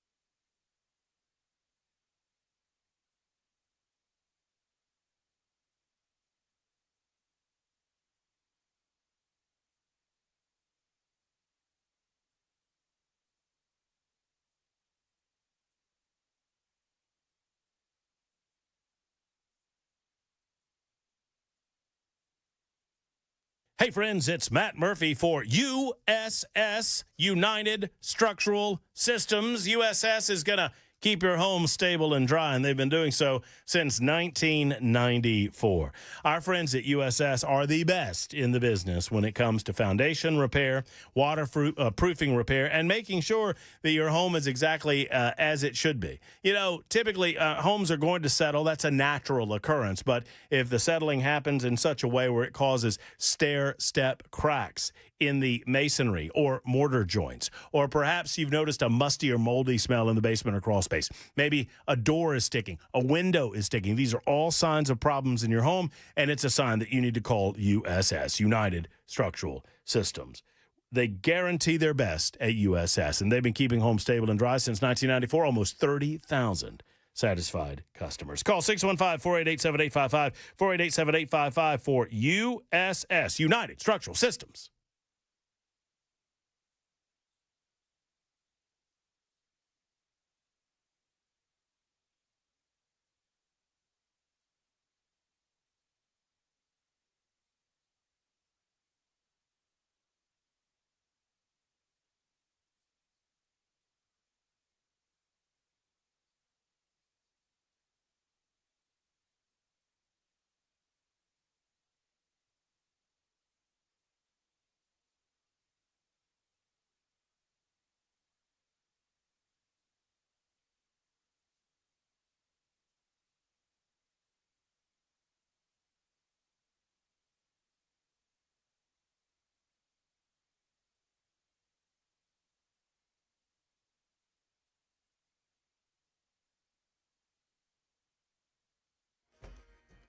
Another new development in the Kilmar Abrego Garcia case. We'll tell you all about it coming up at 5 on Super Talk 99.7 WTN. That's Ken Weaver in the newsroom. We got Jackson producing the show. My name's Chris Hand, filling in for Matt Murphy all week. Matt's nursing his shoulder back to health, sending us voice notes. In the meantime, we got another medicated moment with Murphy coming up at 5 o'clock. Then at 5:35, we got everybody's favorite segment of the day, Nincompoops in the News. That's going to be a good one. I got a winner today. Actually, I have two stories that I could do. I got two really good ones. And then, I got a good one. Do you? Are you sure? Oh, I do. Okay. All right. I don't know if it's going to beat yours or Jackson's, but it's a good one. All right. Well, I'm looking forward to it. And then after 5 o'clock, also, I want to talk a little bit about what's been going on in the MAHA movement, Make America Healthy Again. RFK Jr. has been hard at work. We learned today that Nestle is going to be removing all of their artificial dyes from their products within the year, which is insane. Nestle has a ridiculous amount of products. I mean, you look at it, baby food, Gerber, you got a lot of formula, you got a lot of ice cream, you got just all sorts of food, and they're going to eliminate all of their artificial dyes by the end of the year. No mandate needed, mind you. This has been really pushed in the public sector. This is people changing their buying habits and forcing these companies to make a change. And a lot of times it's easy for these companies to make change because, well, if they want to sell their products in Europe, they can't have a lot of this banned stuff that they have in America. But RFK has been making more moves. He has the vaccine advisory panel. He fired everybody and revamped it with his own people. And they have just removed a very, very controversial ingredient from a flu shot. The ingredient they removed is thimerosal, which is mercury. Yes, that happened today. The RFK vaccine panel voted to remove a preservative which has been long targeted by the MAHA movement. Now, the CDC has to adopt this recommendation. But we know who's in charge of the CDC now. And I imagine this is going to get pushed through. We're going to dive into this story, plus the other moves that has been being made behind the scenes via MAHA on the way. Hang out with us, 5 o'clock, Super Talk, 99.7 WTN.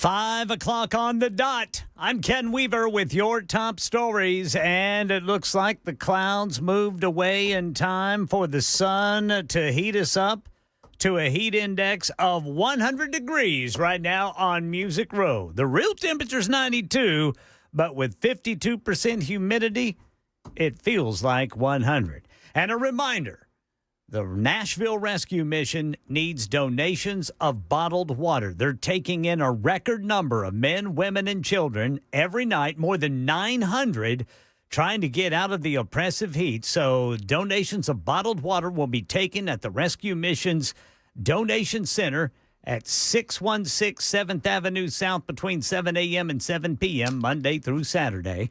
Got the full forecast and traffic coming up in 4 minutes. Right now in Nashville, a new development in the Kilmar Abrego Garcia case. So federal prosecutors say Garcia will face trial on human smuggling charges in Tennessee before they move to deport him to a country other than his native El Salvador. The Associated Press reports Department of Justice spokesman Chad Gilmartin said that Garcia has been charged with horrific crimes, including trafficking children, and will not walk free in the U.S. again.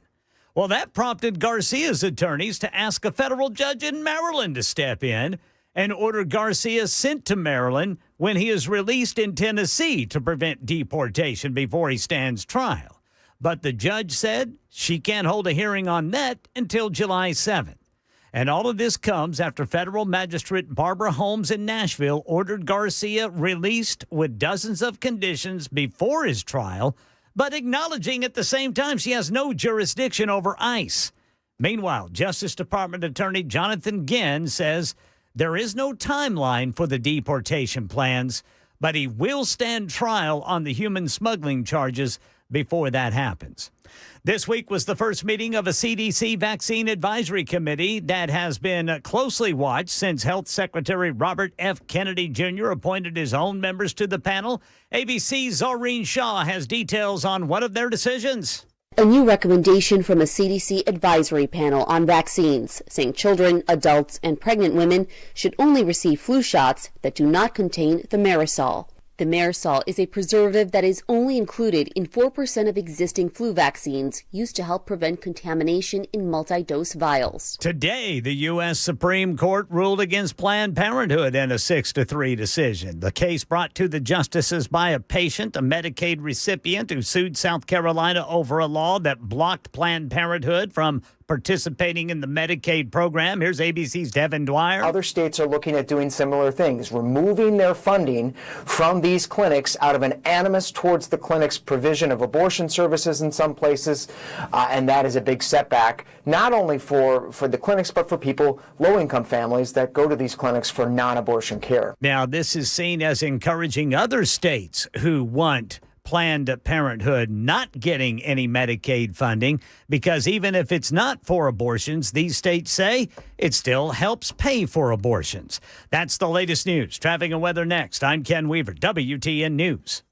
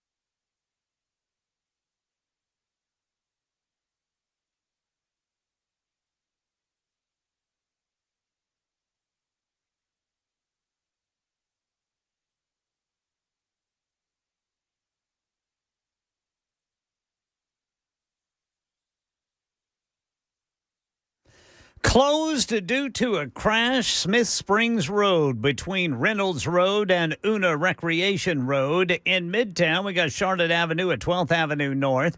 And in Antioch, the right 2 lanes at 24 eastbound are blocked by a crash at Hickory Hollow Parkway. In Woodbine, a crash off on the left shoulder, 440 eastbound at Nolensville Pike. Crash reported at the eastern split going eastbound on 40. And then the right shoulder's blocked by a crash, 440 westbound at Murphy Road. 2 crashes off on the right shoulder. That is 65 northbound at Rosa Parks Boulevard. And then in Laverne, we've got a crash off on the right shoulder, 24 westbound at Old Hickory Boulevard. Traffic every 10 minutes every morning on Super Talk 99.7 WTN.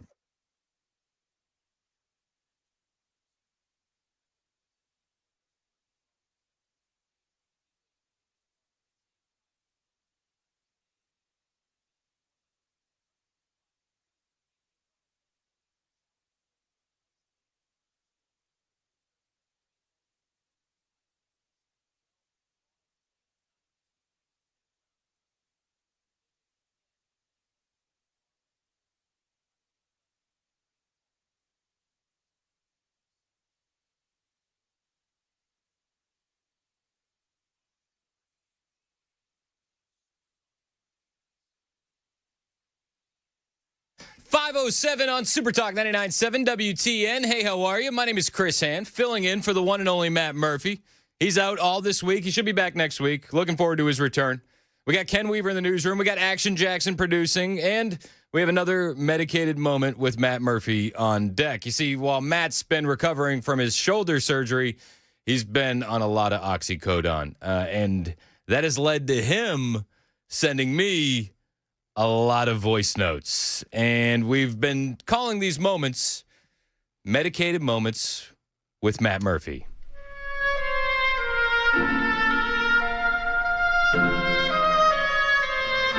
So at 51 years, I've never thought that I would get a tattoo. But now I'm thinking maybe a scar-based tattoo? Like, I don't know, like a creature coming out of my body, or I don't know. I need some audience participation on this one. So what do you think? I don't know what my scar looks like yet because I'm afraid to look. But the wound is doing well.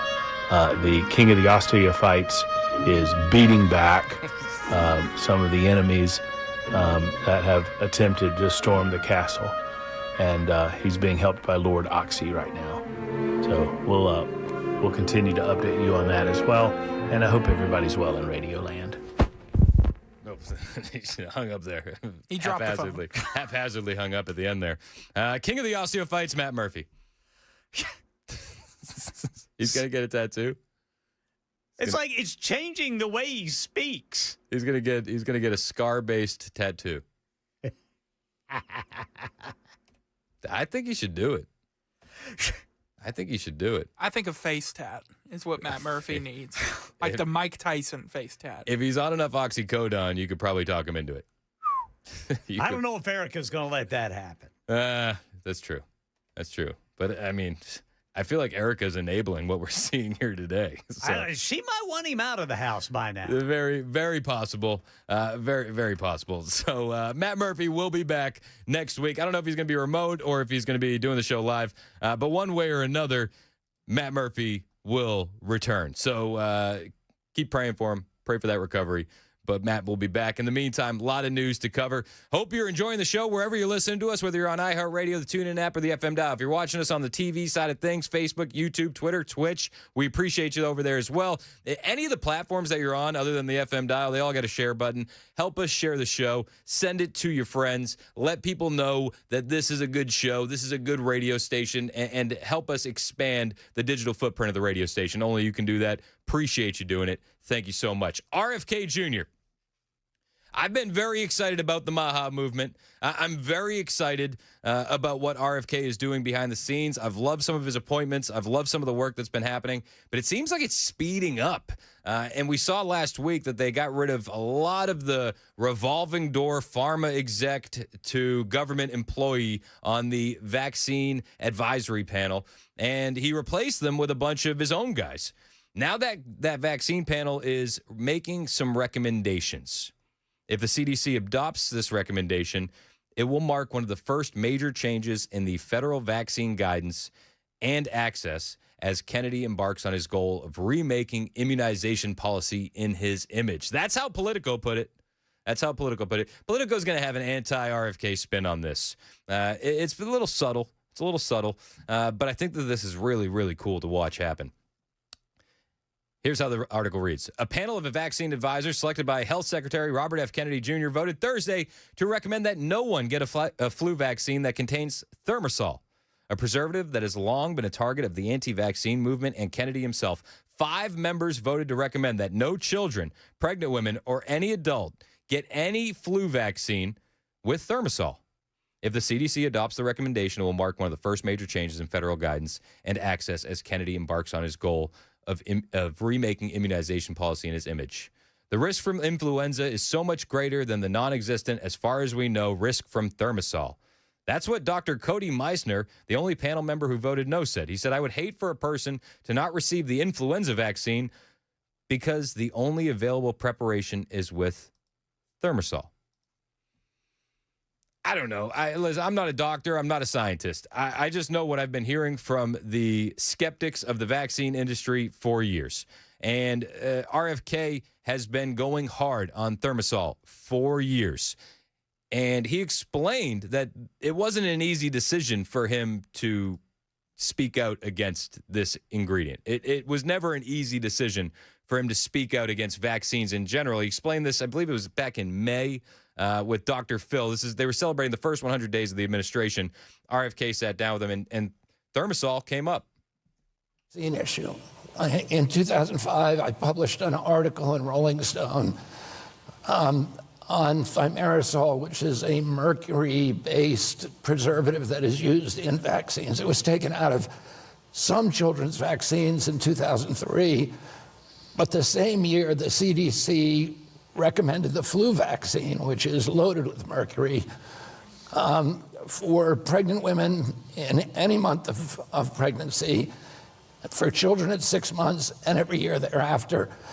And they're actually getting more. A kid today could get almost twice as much thimerosal as children in 2003, so there was never any break. And it's a neurotoxin, a very potent neurotoxin. It's associated with all kinds of neurological and autoimmune illnesses in kids. I wrote an article about that, and it really changed the course of my life. It wasn't something that I chose to do. And it was, you asked if this was a sort of a political choice for me. This was literally the worst career choice that I could have made. I lost friends immediately. I lost a lot of family members. I lost a lot of my allies in the environmental movement, relationships that I'd built up, political allies that I'd built up for my whole life. And it's only, but I kept working on the issue, and it was only by hook and crook and divine providence that I ended up here. It certainly was not a plan. He didn't plan for this to happen, yet here he is, and he's shaking up the pharmaceutical industry with stuff like this. People are biting their nails because of RFK, and immediately the thought goes to, okay, well, what's next? And I think we know one of the things that they're going to look at next, and it's aluminum in vaccines. That's another thing that they're going to be looking at. And Dr. Scott Gottlieb was on MSNBC, and he's like, oh, man, RFK, he's going to be looking at aluminum next. And if they make vaccine manufacturers get rid of the aluminum adjuvant in a vaccine, well, then there's no other safe alternative, and we're going to be screwed. There is a movement among the Secretary, Kennedy, and others in the anti-vax movement to take alum out of vaccines. So alum it's an aluminum salt. It's used in about 7 different pediatric vaccines, including one by Pfizer, as an adjuvant. So it helps stimulate an immune response. So they want to force manufacturers, I believe, to reformulate those vaccines. That would be a major issue because this is a very safe ingredient. It's been used for 70 years. There's really no alternative. And if they force manufacturers to have to reformulate all those pediatric vaccines, I think you'd see a lot of vaccines potentially come off the market because there is no good alternative. Meaning that they would no longer be effective, they wouldn't stimulate the immune system? There is no good, the other adjuvants that you could potentially use probably aren't as safe, but if you had to reformulate those vaccines, it would create a real dislocation in the market. probably aren't as safe. It almost sounded for a second there that he was about to say those are even less safe. He kind of bit his tongue. He says, listen, this is the only safe thing we have now. The adjuvants, they trigger the immune response, right? So there's something nefarious about the adjuvant in the first place to trigger the immune response. But he says there's no studies that say that that's not safe. And it's like, man, you could find 5 studies in a quick search on Twitter easily. In fact, Nicholas Hulscher, he posted this. He is the epidemiologist and administrator at the McCullough Foundation. And he said 5 studies link aluminum vaccine adjuvants to asthma, autism, SIDS. CDC-funded study found that each 1 milligram of vaccine aluminum before age 2 increased persistent asthma risk by 26% in children with eczema, 19% in children without eczema. Autism, the extreme aluminum levels in ASD brains. Very strong correlation between aluminum adjuvant and exposure and rising ASD rates. Animal and brain population data confirm link. Sudden infant death syndrome. There are studies out there. Goldman and Chang, they did a study that linked sudden infant death syndrome in infants to aluminum and immune activation, causing an overwhelming response in detox pathways, triggering brainstem failure, which is a plausible mechanism for fatal apnea during sleeping. I think that you could make the argument based on some of these studies that are already available that this doesn't belong in any vaccine. So you can understand why the vaccine industry is just biting their nails over RFK. What's he going to do next? One of the things he's going to focus on is going to be fluoride. Yep, fluoride in the water supply. That's definitely going to get a big focus on. In fact, he was talking about that today, and he left Harris Faulkner speechless when it came to fluoride in our water system. The issue is parents need to decide because the science is very clear on fluoride. The National Toxicity Program issued a report, a meta-review of all the science on it in August that said there's a direct inverse correlation between the amount of fluoride in your water and your loss of IQ. So even small increments of fluoride cause loss of IQ, and particularly in babies, in neonates, and in pre-birth, if the mother's exposed. And those children are getting no benefit because they don't have teeth. So, and it really should be up to the parents. We have fluoride available. Fluoride made a lot of sense in the 1940s, but today we have fluoride in our toothpaste. We have it available in mouthwash. You can get it. The benefit is topical. There's no systemic benefits. So when you drink it, it's not giving you an additional benefit. Or when they were handing out those fluoride tabs at your school and you were taking those, there was no additional benefit. In fact, there was a lot of negatives that they're finding out has been associated with that when it comes to your IQ. So it makes sense, and it ought to be up to the parents. The government shouldn't be saying you should take a neurotoxin. And there's all other kinds of other bad impacts from fluoride. It reduces bone density, and it calcifies your thyroid. 1 out of every 8 women in this country have thyroid problems now. Oh, the balance, when on balance, it's probably something that we want to leave to the individual rather than have the state mandated.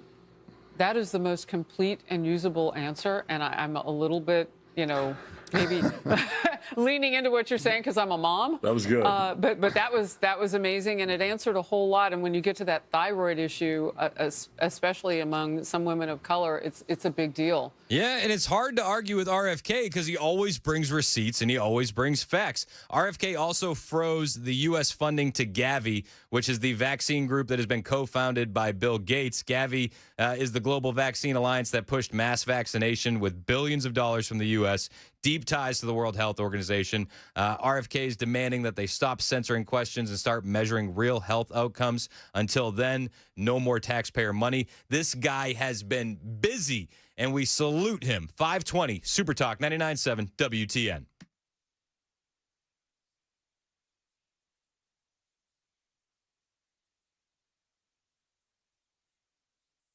Have you ever heard someone say, I used to be a Christian, but not anymore. After all I've been through, God wasn't there for me?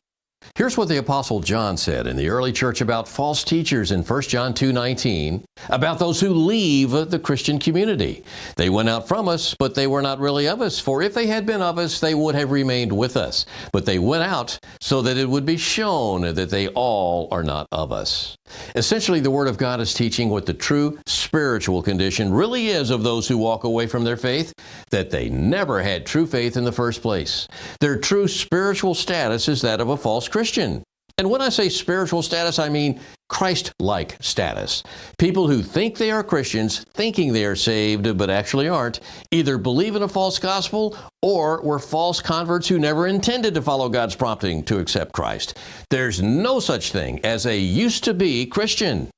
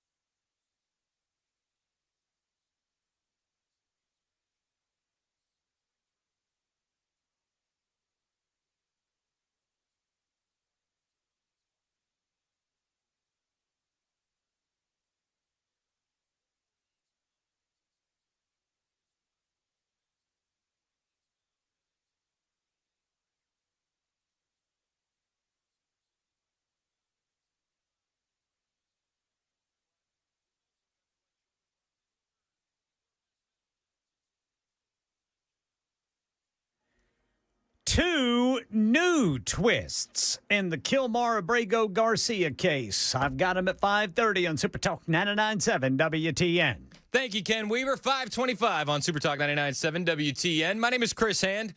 Is the big, beautiful bill failing before our eyes? We got a big, beautiful bill update. Apparently today, the Senate GOP was dealt a major blow. That's how Politico is putting it, as the Senate parliamentarian has stepped in and made some cuts. Senate Republicans are facing major issues with their domestic policy megabill after the chamber's parliamentarian advised senators that several provisions they are counting on to reap hundreds of billions of dollars in budget savings won't be able to pass along party lines. Those include major pieces of Medicaid policy, including a politically explosive plan to hold down Medicaid costs by cracking down on a state provider tax, provision that is expected to have a 9-figure impact on the bill. Republicans will have to rewrite major sections of their finance bill or potentially leave out key policies. That's how Politico is reporting it. What we have is an unelected Harry Reid appointed Senate parliamentarian Elizabeth McDonough. She is striking down the defunding of Medicaid for illegal aliens in the big, beautiful bill. She's also against defunding gender-affirming care under Medicaid and CHIP. Eric Doherty on X put this out. He said, not joking, 2012 Democrat lackey is gutting the bill right before our eyes. She says the provisions that limit federal dollars for states that give illegal aliens Medicaid benefits require 60 votes, not 50 plus 1. She's also struck out limits on Medicaid, Medicare, and ACA premium tax credits for non-citizen immigrants per punch bowl. Eric says, fire this woman or ignore her, Mr. Thune. Now, John Thune has stepped in and said, I'm not going to overrule or fire the Senate parliamentarian, which was appointed by a Democrat, Harry Reid, in 2012, after she struck down more than a dozen MAGA items from the big, beautiful bill. Thune, per the D.C. Examiner, said that would not be a good outcome for getting a bill done. Many priorities have been nixed, requiring 60 votes instead of the 50 plus 1, ranging from defunding sanctuary cities to fast-tracking energy drilling permits to defunding Medicaid for illegal aliens and more madness. Now, is this a time to panic? No, I don't think so. And I'm just fully trusting Trump on this one. They are going to be getting together to work on this big, beautiful bill. And there's also discussion that J.D. Vance could always step in and overrule the Senate parliamentarian. A Muse on X wrote this article. He said, it is a curious feature of our constitutional order that a nameless advisor, unconfirmed by the people or their elected representatives, can effectively wield veto power over landmark legislation. The Senate parliamentarian, Elizabeth McDonough, is just such a figure, an avowed Democrat and Obama ally, and in recent weeks taken it upon herself to obstruct the very legislation that brought President Donald Trump back into office with a mandate, the one big, beautiful bill. This is not simply administrative mischief. It is a technocratic usurpation of Democratic authority, and Vice President J.D. Vance, as president of the Senate, has both the constitutional authority and the moral duty to act. J.D. Vance could overrule all of this. He might not have to. They might be able to word it in a way that they can get it through the Senate parliamentarian. But if he needs to, J.D. Vance can overrule this. So as you see the fear-mongering going on in the news today when it comes to the one big, beautiful bill and this Senate parliamentarian, just understand this is not a time for panic. Not one bit. J.D. Vance could act. And it wouldn't be crazy. There's historical precedent for it. And he could act. He might not have to. He might not have to. What comes of the big, beautiful bill? I still think we're weeks away from really knowing what this thing is going to look like, what is going to be in it. But I'm telling you right now, after doubting President Trump with how we could get into Iran and offensively act in a military way, without getting us into a quagmire, I doubted it. I'm not going to doubt President Trump anymore. I think that his team is going to be able to push this over the finish line. I think that July 4th date, while ambitious, is still a target. And I do hope that the one big, beautiful bill is passed, signed, sealed, and delivered so that way we can get the Trump agenda rolling. It is 5:30 on Super Talk, 99.7 WTN.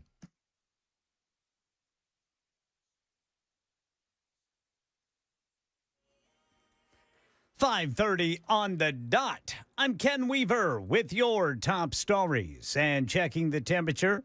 Real temperature's 92, but it feels like 100 here on Music Row. And the Nashville Rescue Mission still asking for donations of bottled water because they're taking in a record number of men, women, and children at night seeking some relief from the heat, at least 900 every night. They ask that you take your donations of bottled water over to their donation facility. That's at 616 7th Avenue. You can do that between 7 a.m. and 7 p.m. every Monday through Saturday. You can also go on NashvilleRescueMission.org, and you can donate monetarily. Got the full forecast and traffic in 4 minutes.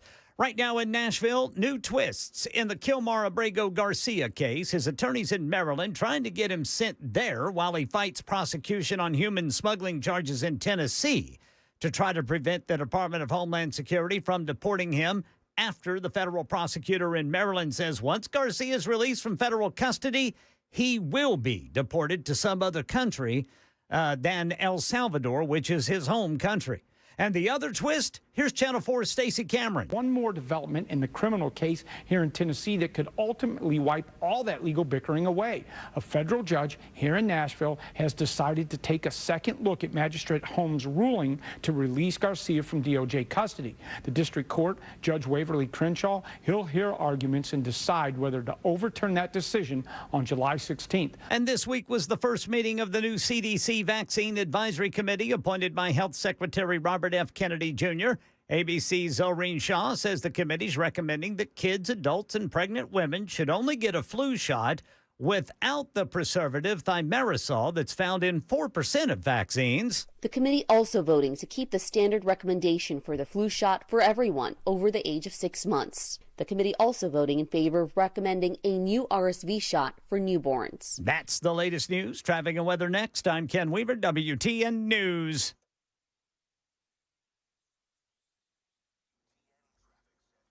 All right, Whites Creek got a crash blocking the right lane, Briley Parkway eastbound at Brick Church. And in Midtown, Charlotte Avenue at 12th Avenue. Antioch, crash, right exit lane blocked, 24 eastbound to Hickory Hollow Parkway. And the left shoulder is blocked by a crash, 440 eastbound at Nolensville Pike. In Williamson County, some police activity on I-840 eastbound before Horton Highway.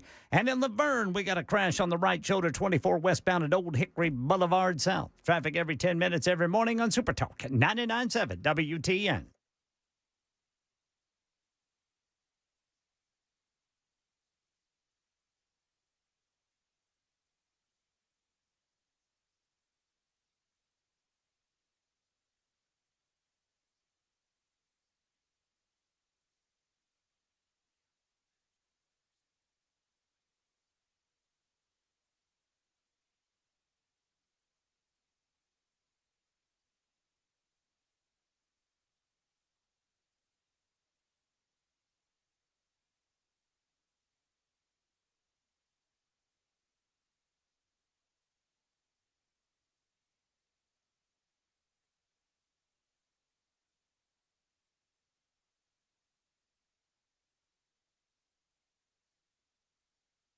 Hey, friends, Matt Murphy for GracePoint Healthcare. GracePoint Healthcare is affordable, convenient, and comprehensive medicine delivered the old-fashioned way, a direct pay format. Why is that important? One, it helps you know exactly what you're spending on your medical care when you go to the doctor. Number two, they never let insurance companies get in the way between you and the doctors that serve you at GracePoint Healthcare. That's important to me, and it should be important to you, and I think it is, because you want to make sure that the doctor's making decisions that are right for you, not right for the insurance company. Plus, GracePoint Healthcare treats the whole body with comprehensive medicine and a comprehensive approach. They get to the root of the problem. They don't just address the symptoms. Also, no wait times at GracePoint. You call, and oftentimes you get in same day or next day, even for brand new patients. Give a call and see the GracePoint difference. They're located in the heart of Franklin, 599-6868. That's 599-6868. You really can afford exceptional medicine at your convenience. It's GracePoint Healthcare, modern medicine delivered the old-fashioned way.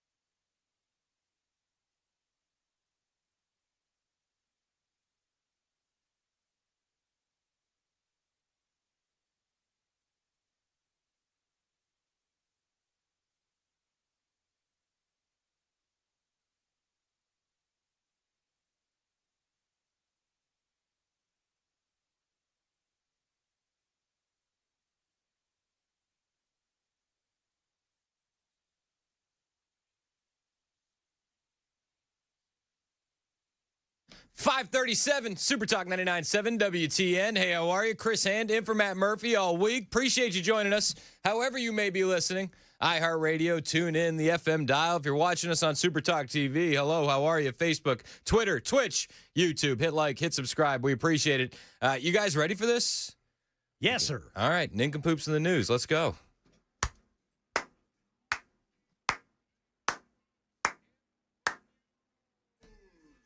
All right, so each of us will bring a story of a nincompoop, and then the audience decides who is the biggest nincompoop of the day. Now, if I recall correctly, Jackson won yesterday with a dang near flawless victory. Nice way to go, brother Jackson. It was a good win, not going to lie. It was a big win, man. It was a big win. Doesn't matter if you can't repeat, though. No. No. So without further ado, that leaves you in the opening slot for nincompoops in the news. Yeah, you got to go first, brother Jackson. All right. A man in Spartansburg, South Carolina, naked after climbing on top of the car, shot at police outside of a Spartanburg bar and grill. An upstate man has been denied bond today after a bizarre standoff with authorities on Sunday night. An officer with the Spartansburg Police Department was driving East Main Street when the officer was flagged down in front of a bar by a man identified as 26-year-old Zachary Hughes, according to the incident report. Hughes handed the officer his driver license and stated that he was running for sheriff. He then stated that he was kicked out of Mainstream Pub and asked the officer to follow him to his vehicle to run his tag. Hughes then turned and walked toward South Liberty Street. The officer had followed Hughes in the patrol car due to his odd behavior and apparent intoxication. The officer parked the patrol car near Hughes' vehicle and opened the back passenger door to the officer's patrol car. As the officer walked around to the vehicle to see what Hughes was doing, a gunshot rang out. Hughes allegedly placed the firearm on the ground, and the officer placed Hughes under arrest. The officer seized a Kimber brand micro 9mm firearm. Officers spoke with employees at Main Street Pub and learned Hughes was kicked out due to his odd behavior. Hughes was charged with public disorderly conduct and discharging a firearm in city limits. I like how he said he was running for sheriff. I'm curious where the firearm was when the police officer pulled up, because he said he walked around his car and then the shot rang out. I'm assuming it was in Hughes's car. Okay. That's a wild story. Just naked and firing a gun in the middle of the street. Yeah. Running for sheriff. Sunday night for Sheriff candidate Hughes. Oh, jeez. Sheriff-elect. Sheriff-elect. That's a good one. That's a good one. He just wanted a tour of the county jail before he takes over. Yeah. Just a little tour. Just, let me poke around in here and see what it's like from the inside. Ken, let's head to you next, my man. This one comes from the United Kingdom, boys. Selfies of a woman, quote, dripping in diamonds on cruise led to her arrest for jewelry theft. A woman in the United Kingdom has been sentenced to 28 months in prison for jewelry theft after selfies that showed her dripping in diamonds on a cruise tipped off a criminal investigation. 39-year-old Lucy Roberts was convicted of stealing more than $170,000 worth of jewelry and cash from a luxury store she previously managed. So she was the manager of the store, which she was stealing the jewelry from. Insane. She apparently would take items home with her and tell suspicious colleagues that she was just sorting stock for the store at her home. Roberts left her job at the store after a year as its manager and then from a cruise ship. Sent selfies to her former co-workers that pictured her wearing luxury jewels, which staff recognized and didn't believe she had purchased. Well, okay. Well, why did she leave the job? Was she tired of storing all of this merchandise and the store wasn't paying her for the space? Might have been, man. Well, as she told her colleagues, she was just sorting stock. Yeah, well, maybe I'm buying her story. Just doing the odds and ends. Yeah. Well, yeah, but see, boys, she had quit. She had quit her job, then went on the cruise, wearing all the jewelry. What a nut. Taking selfies. All right, so we have a selfie thief, a jewelry selfie thief. And by the way, she was not naked. She was not naked. We have Jackson's firearm discharge while naked. At a police officer. At a police officer. who was running for sheriff. Okay. I think I got you guys beat. All right, let's hear it, Brother Hand. This involves 4 individuals, the New York City of Queens, and a swan. Okay. You ready? Yeah. I'm intrigued. 4 people were caught on video awkwardly bird-napping a massive swan in Queens. All right. Activists fear the missing bird may have met its end as an animal sacrifice or because of a senior prank. Ooh. And I got some. I have a bit of an aid here to highlight the story. If you're watching on Super Talk TV, you'll see the swan awkwardly stuffed Is into the outrage car. over the abduction of one of Mother Nature's most magnificent creatures, a swan. The suspect was caught running down the street with the giant swan tucked under his arm. Then he stuffs the bird into the back seat of the getaway car with his buddies. It would look like a Toyota Prius. Yeah, it does. I didn't know that they were that roomy in the back seat, but you can fit a full-grown swan in the back of a Prius.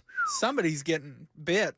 Yeah, you would think. Yeah, they're not friendly. No, they're not. This one was a little bit more quiet than your average swan, though. The 4 knuckleheads are cracking up as they take off. It was a little brutal.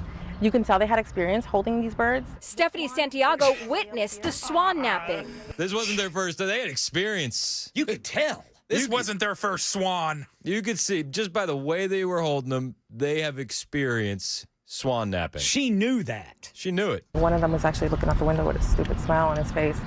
And I told him, I was like, you're going to see me. Remember me, because you're going to see me again. And when you see me, you won't be smiling. Swans are known for being territorial and making loud noises if a human gets too close. But the snatched swan is a species known as a mute swan. These swans are even quieter, so she didn't make a lot of noise when she was taken. So they're called the snatch swan. Those are the ones for snatching. Because they're mutes. Yeah. Yeah, you can snatch it. And they won't give it away. That's why they call it the snatch swan. To make this all the more upsetting, the swan had just given birth, and her lifelong mate has been calling out in distress, desperate for his long-lost love. Because he needs somebody to help with the kids. Yeah. Yeah. Stephanie shared her video of the theft, and the Howard Beach community in Queens, New York, leapt into action. The community was enraged. These birds are a fixture in our community. They have families, they have babies, they reproduce. A resident spotted the suspects and called cops. They have apprehended the vehicle that was used and involved with the swan abduction, and the vehicle and the occupants unfortunately have no swan with them. So, what happened to the abducted swan from Queens? Unfortunately, it's a mystery. We don't know if we'll ever see that bird again. If you did see the bird, would you go, well, that was the one? Yeah, let's line up. Let's do a lineup of swans and see. Well, run at it and see if it screeches at you. That's a good test. That's a good test. But I wouldn't. Could you pull a swan out of a lineup? It depends. Did it have any specific markings? Unique markings? I know it was mute. The 4, including 1 minor, were busted after snatching the mute female swan Sunday at Frank M. Charles Memorial Park in Howard Beach, according to U.S. Park Police. Authorities didn't immediately release the name of the alleged bird brain bandits, but local officials and activists speculate the bird could have met an unsavory fate, as some of the birds have ended up on lunch plates in years past.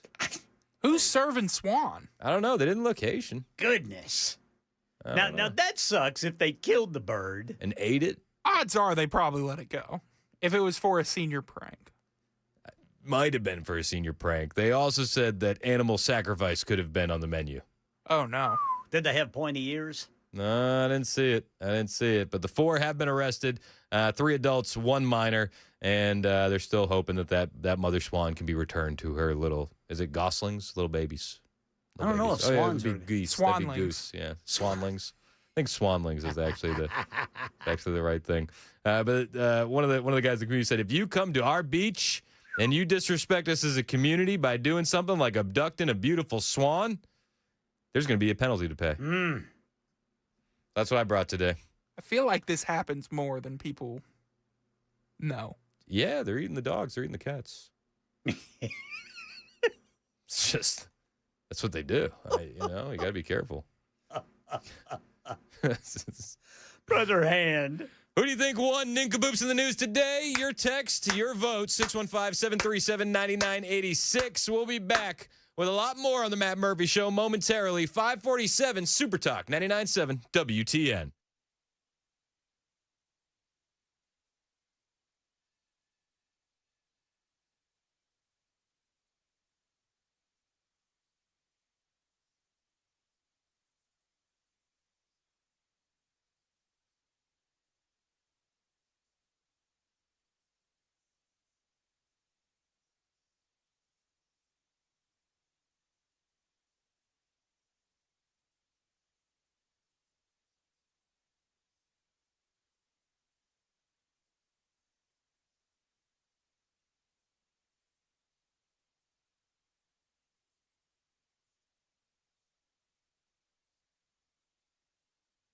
Friends, if you own land and you're looking to do something with it, or perhaps you want to add value to it, might I recommend an incredible post-frame building from Stoltz Co. They are the leading provider of post-frame buildings in Middle Tennessee and beyond. Stoltz Co. is the company that delivers first-class customer service with the creation of any post-frame building you can imagine, such as a pole barn, a garage, an equestrian space, an event space, or, yes, a barn dominium.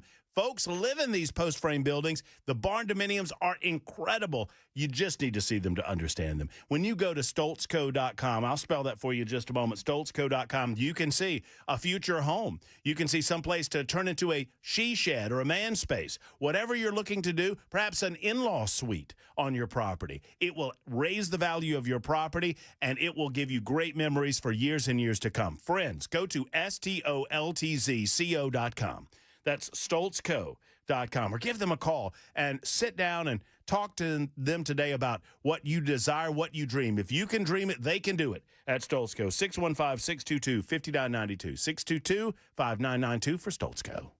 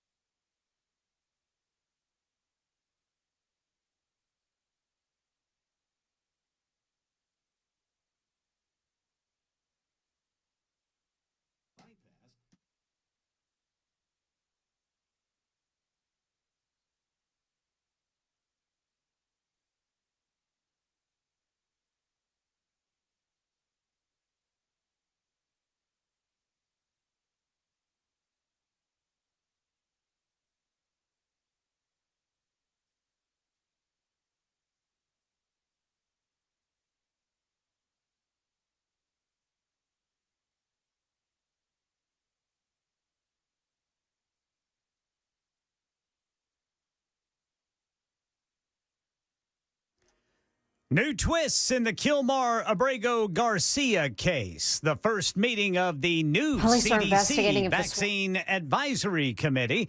Millions of Americans' credit scores will soon be impacted by those buy now, pay later loans. We'll tell you about it at 6 on Super Talk 99.7 WTN. Thank you, Ken Weaver. And sorry for playing audio over your that's all right, Brother Chris Hand. Jackson looked at me and goes, was that you? I said, yeah, it was me. My bad. You should have said, no, that was you, Brother Jackson. It's 5:55, Super Talk 99.7 WTN. Chris Hand in for Matt Murphy all week, and we're tallying the results from nincompoops in the news. Now, there has been a bit of a controversy on the text line. Uh-oh. Sally says that she's calling foul. Uh-oh. She says audio is one thing, but video gives an unfair advantage over listeners. Jackson for the win. Jackson for the win. I like how she used the term foul. Yeah, I like that too. Is it wrong to use the video on the stream? Is there precedent for that? Brother Chris, dude, you're blowing up nincompoops, dude. You're just bringing so much, man. We're going to have to convene an emergency meeting of the Nincompoops Council. All right. Well, then I think until that meeting is convened, I will take a W today with an asterisk. Because I got the most votes. All right, Brother Hand. Let's go. I also got the most controversy. People say that video is a step too far. How else are you going to see the guy with a swan under his arm and know that he clearly has done this before? You know? See the experienced you gotta, hands at work. Yeah, that's what cracked me up. Oh, my gosh. He's just running with that swan. If you're watching on the stream, I put it back up. Well, and then the witness, she could tell he was experienced at it. Oh, yeah. I mean, listen, that's not the first swan he's nabbed. 100%. That's a pro. Yes, sir. That's a pro. So, all right, I'll take another win today, boys. And if you guys want to convene that meeting of nincompoops elders, we can revisit that Me down and Ken the road. are going to come up with the big, beautiful nincompoop. Yeah, I love it. All right, so that's we'll convene and we'll have that discussion. I'm sure once Murphy comes back, he's going to call all these wins that I've had into question, and we'll discuss it at length. I'm sure. On the way at 6 o'clock, got another voice note from Murphy. He sent me another one. He sent me another one like 20 minutes ago. He's all jacked up. Are any of them not safe for air? I don't know. I'm not proofreading them because I feel like it's more fun that way. You know what I mean? The stream might get a little bit extra because we can dump it on the radio, but we don't have to dump it on the stream. You can't dump it on the stream. Yeah, but we don't have to. Exactly. The internet's the wild, wild west. So if we have to dump out of it after 6 o'clock, well, that's another good reason to be watching us on YouTube. Hit like and subscribe while you're over there. I appreciate it if you do. There is a lot of news to get to in the meantime. Speaking of what happened in New York with the Swan guys, we also had the Democrat primary yesterday. The results come in where a Islamist, socialist, communist won the Democrat primary for mayor. Now, this guy is obviously making the hair on the neck of conservatives stand up because they understand what that would mean if he comes into office. He's already vowed to not work with ICE. He's already pushing the furthest of left radical policies, grocery store price controls, rent freezes, free childcare, free buses over and over. But the ICE stuff caught the attention of one Tom Homan. And Tom Homan is not really looking forward to having another mayor in New York City who isn't going to be willing to work with him. Right now, we got Mayor Eric Adams, and it does look like Mayor Eric Adams could win that general election, by the way. This Muslim socialist communist, he only won the Democrat primary. But if he was to win, Tom Homan, what does that look like? He hadn't won yet, but he won the Democratic primary, Zorain Mamdani. So he's saying, I mean, this is incredible. He's vowed to kick the, quote, fascist ICE out of New York City, okay? So how do you intend to deal with that? Because I would guess there are going to be a lot of criminals and Iranian cells and whatnot in New York City. The job's not done there. What do you say to this guy? Good luck with that. Federal law trumps him every day, every hour of every minute. We're going to be in New York City. Matter of fact, because it's a sanctuary city, President Trump made it clear a week and a half ago. We're going to double down and triple down on sanctuary cities. If we can't arrest a bad guy in a county jail, one agent arresting one bad guy, they release him in the streets like New York does every day. We got to send a whole team to look for this guy. And not only that, we're going to send additional teams to look for all the people they arrest. We're going to concentrate in sanctuary cities because we know they're releasing public safety threats and national security threats back to the street. So we know we got a problem there. So we don't have that problem in Florida where most sheriffs work for us. So we're going to double up and triple up on New York. And not only are we going to send more agents to the neighborhood, we're going to increase worksite enforcement tenfold. If we can't arrest them in the jail, you're going to force them in the neighborhood, then we'll find them in the neighborhood. If we can't find them in the neighborhood, we'll find them at the worksite. So game on, we're coming. Game on, we're coming. The last man in the Trump administration that you want to piss off is Tom Homan. Seriously, that's the last guy I'd want to piss off. And Zohan Mamdani, the Democrat mayoral candidate for New York City, congratulations, man. You just made the list. 6 o'clock, Super Talk, 99.7 WTN.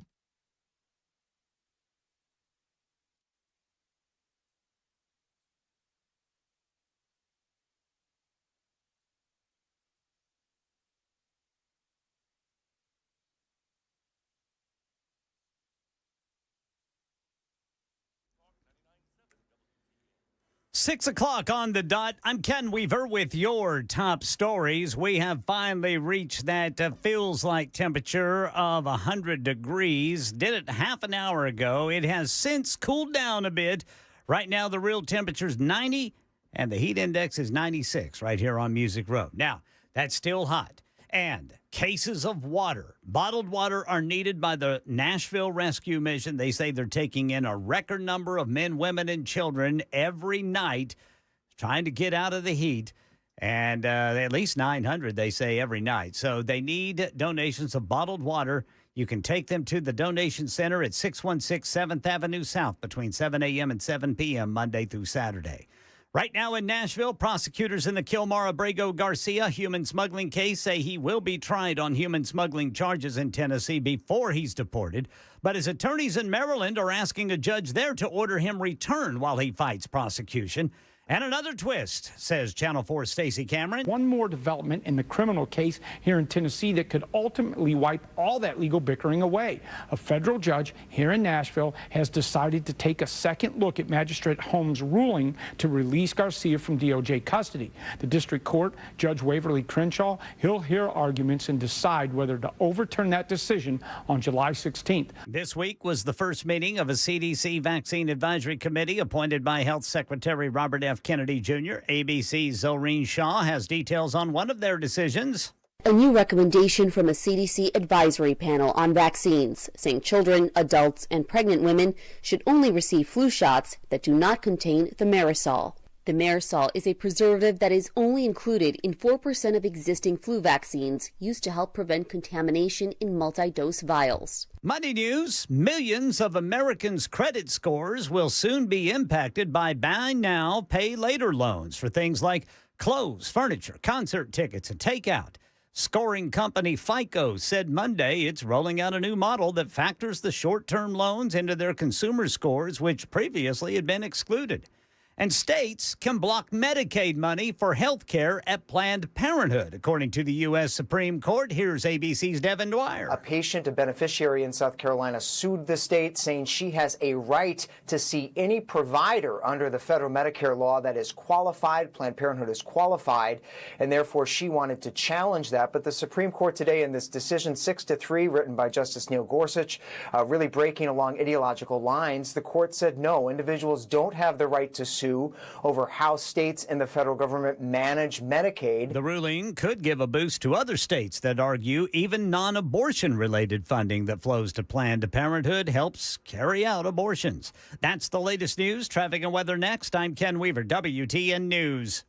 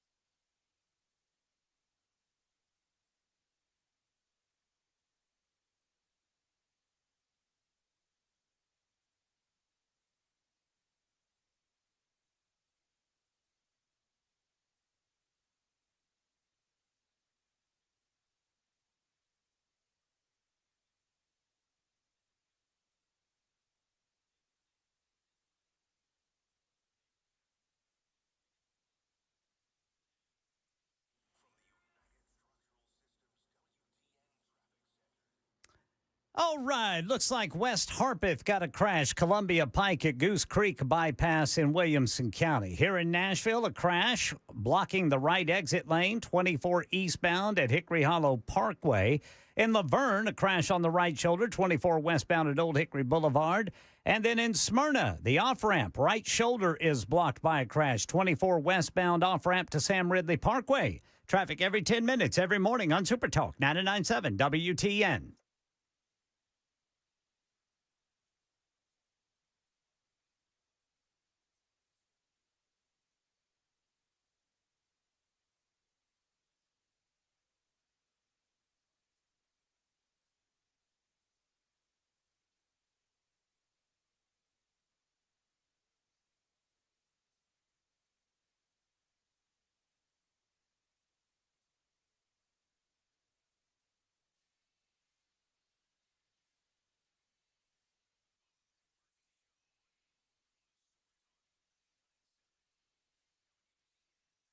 .607 on Super Talk 99.7 WTN. Hey, how are you? It's Chris Hand in for Matt Murphy, who is nursing that shoulder after some surgery. He should be back next week, barring any unforeseen circumstances.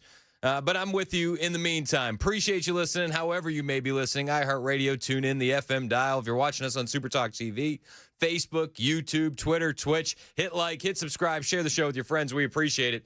Now, with Matt being out, I feel like he's really missing it. Like, he just wants to discuss the news with you in the worst way possible. And I know he's missing it because he keeps sending me voice notes just nonstop. Like all hours of the night, I'm getting texts from Murphy, and it's just another voice note, another voice note. And every time he sends one, he's highly medicated, Like, somebody should check on him. It's very medicated.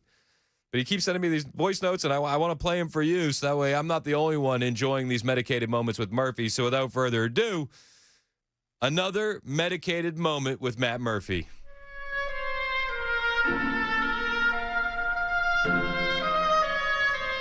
You know, the last 3 days of my life, I feel like Otis Campbell on the Andy Griffith Show. I feel great, better than ever. But everybody looks at me funny and keeps telling me to go to bed. What's up with that? Could be anything. Hope everything's going well in your world. We're good. Tell everybody I said hello and I miss them. Okay, bye-bye. Okay, bye-bye. Okay, bye-bye. Matt misses you guys, just in case you didn't know.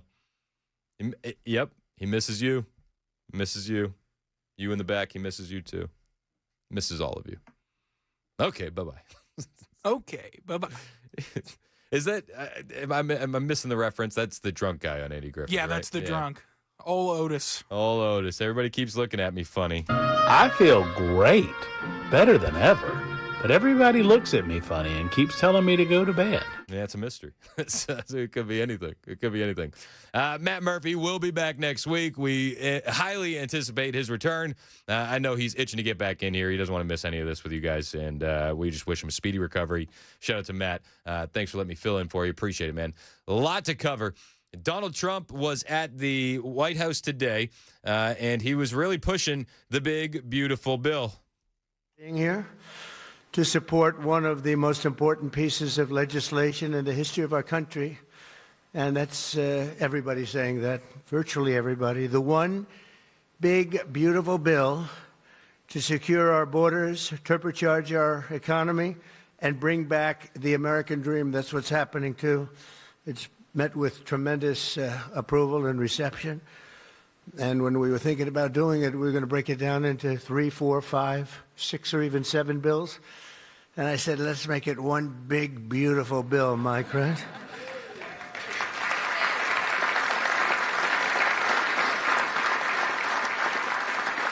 So he's got a lot of people there, and he wants to share the stories of the men and women behind him, a lot of Americans, groups of patriots, as he calls it. And he wants to share their stories because he's like, the future of America is depending on this bill, and these are the people that they're going to impact. And I know that there's a lot of people that think that there's too much spending in the bill, and I hear you, I do. But I'm leaning on the trust Trump side. I had my fears and doubts when it came to how he was going to handle the Iran situation, and he blew it out of the water. No pun intended. But he handled that in a way that I could have never imagined. I'm not going to be doubting Trump again. Is there more spending in this bill than we want? Probably. I think you could say that with just about every government spending bill. But this is going to be the vehicle that drives the Trump agenda. This is why he got a mandate. This is why he got almost 80 million votes, because people want the Trump agenda enacted. So when it comes to border security, when it comes to drilling, when it comes to the economy, when it comes to no tax on tips, when it comes to no tax on overtime, this is the vehicle that's driving those promises. So he lines people up and he's going to share some stories, and he does. But he says that the day he signs that bill into law, the big, beautiful bill, it's going to be one of the most monumental moments in history. That's Donald Trump's words today at the White House. Once this thing is signed, it is going to be monumental. The day I signed this bill into law, almost every major promise made in the 2024 campaign already will have become a promise kept. And that's very important. Promises made, promises kept. This is why we elected him. It was the promises on the campaign trail, and Donald Trump keeps his promises. This bill is going to be the vehicle for that. And he says this bill is going to create more than 7 million jobs, add 3.1% to economic growth. It'll reduce taxes for the typical American by about 15%. This is the bill. And according to the Council of Economic Advisors, these reforms will protect or create more than 7 million jobs, add 3.1% to economic growth, reduce taxes for the typical American by nearly 15%, and increase take-home pay for the normal family of four by at least $13,000. And that takes place immediately. That's not bad, right? Look, I'm looking at that guy back there. Right? No, that's pretty good. It's not bad. It's not bad. I think people would want that. I think we want the Trump tax cuts extended. I mean, that's first and foremost something that needs to get done, because the alternative is a tax hike on everyone. The alternative, Donald Trump says, is the largest tax hike in modern history. Listen to this. Up the largest tax hike, and we're going to do that in history. This would be, if the bill doesn't pass, there'll be a 68% tax increase. Think of 68%. that 68%, which would be the largest in history by about 40 points. And we'll make the Trump tax cuts permanent, expand the child tax credit, and we will deliver no tax on tips, no tax on overtime, and no tax on Social Security for our great seniors. This is what the people voted for. These were the promises. This brought a lot of independence in. The no tax on tips, the no tax on overtime, the no tax on Social Security. And he brought up individuals to share those stories. He brought in a lineman from Pennsylvania, a trucker from Missouri, two guys that are going to really benefit from no tax on overtime. He brought in a DoorDash driver, and the tips that she gets, they would be no longer taxed.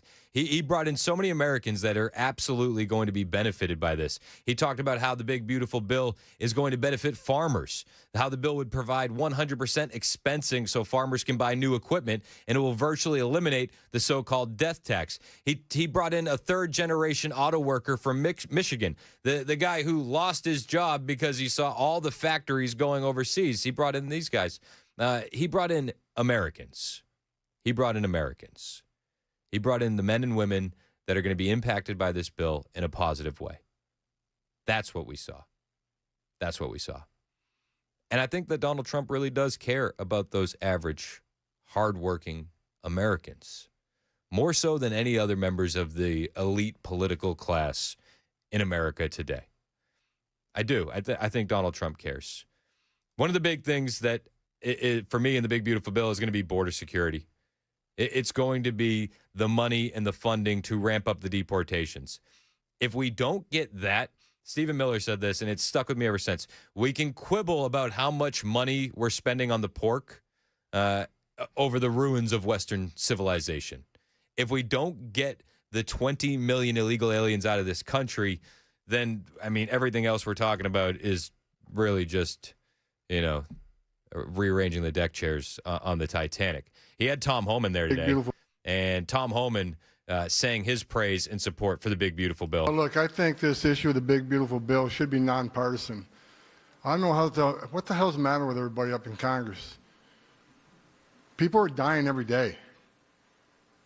ICE is arresting 3 times as many criminals that the Biden administration did. We're taking public safety threats and national security threats off the street every single day. But we got over 600,000 illegal aliens with criminal histories walking the streets of this country. We got less than 5,000 deportation officers. This should be a no-brainer. Less than 5,000 deportation officers. Just sit with that number for a second. We have less than 5,000 deportation officers. We have conservative estimates, 20 million illegal aliens. 5,000 deportation officers, 20 million illegal aliens. Again, do you understand why we need this funding? You understand why we need the big, beautiful bill passed. What we're staring down the barrel of is chaos. Passing the big, beautiful bill could restore some order. The more resources we get, if we get this bill passed, we got more agents on the road. We buy more beds, we get more transportation flights. More agents means more bad guys arrested, taken off the streets of this country every single day. Every day we arrest a public safety threat or national security threat. This makes this country much safer. Who the hell would be against that? I mean, well, the Democrats, for starters, right? The Democrats, the illegal aliens, the NGOs that have helped fund and facilitate the illegal invasion under Joe Biden. Yeah, they would be against that. We know that they're against that. They don't want Tom Homan anywhere near their cities. They don't want ICE officials anywhere near their cities. And when they do come by, well, the leftists, they dox them. They post them online. They post their face. They post their families, their kids' Instagram profiles. So then the ICE agents have to start wearing masks to protect their identity, and then that's an issue too. Anything ICE agents do is going to be an issue with the left. And what they really want to do is make your community safer. It doesn't make any sense why the left rails against this, but they do. They do. And I get irritated. I get pissed off because I'm sick of meeting angel moms and dads. Yep. You want to talk about family separation? They bury their children. So I've done this since 1984. I've worked for 6 different presidents. No one has had the success of the Trump administration. We got the most secure border in the history of this nation today. Yep. I think it's important to point out, too, that we have the most secure border in the history of the nation today, and we did it without the extra funding, right? We did it without the bipartisan border bill. We did it by enforcing the laws on the books. Imagine what they could do if we juiced up ICE and DHS with some more funding. Imagine what they could accomplish. You know that their hearts are set on the mission of removing those 20 million illegal aliens.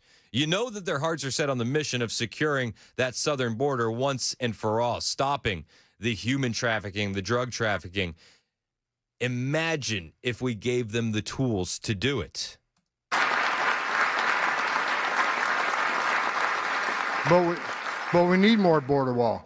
Border walls save lives. Women and children can't get over that wall, which means they go to a place where there's not a wall. And what's waiting on them? The men and women of the Border Patrol who take care of the humanitarian needs and save their lives. We already got fentanyl seizures down half. Fentanyl seizures should be 100%. We should have 0 fentanyl coming to this country. Amen. We need money to help secure that border at a higher level. Stop the fentanyl from coming in. Stop the sex trafficking of women and children. Stop the known inspected terrorists coming across that border. Right now, I was looking at the stats today. ICE is arresting a record number of known suspected terrorists in this country, along with the FBI. With more money, we can arrest more of these people, make this country safer. This is a nonpartisan issue. Let's make this country safe again. So to the Democrats and the Republicans and the Independents, I don't care who you're from, pass the bill so we make this country safe, so we can stop the violence against ICE officers. Let's make this country safe again. And without that bill, it's going to be a hard road. We got a lot of people to look for, a lot of people to arrest, a lot of national security threats we know are in this country. We need to find them. We need more money to do that. We need more agents to do that. For God's sake, let's pass this bill and get this done. Hey, I'm here for it. And I'm supportive of it. Let's pass it and let's get it done. Look at what these guys have been able to do without it. I mean, we talked about it earlier. 130 Iranian nationals have been arrested in the last 7 days. I mean, these guys are working overtime, busting their behinds, putting their lives on the line. Give them the funding. Give them the funding to fix this problem once and for all. Give them the juice, man. It's time. 621 Super Talk 99.7 WTN.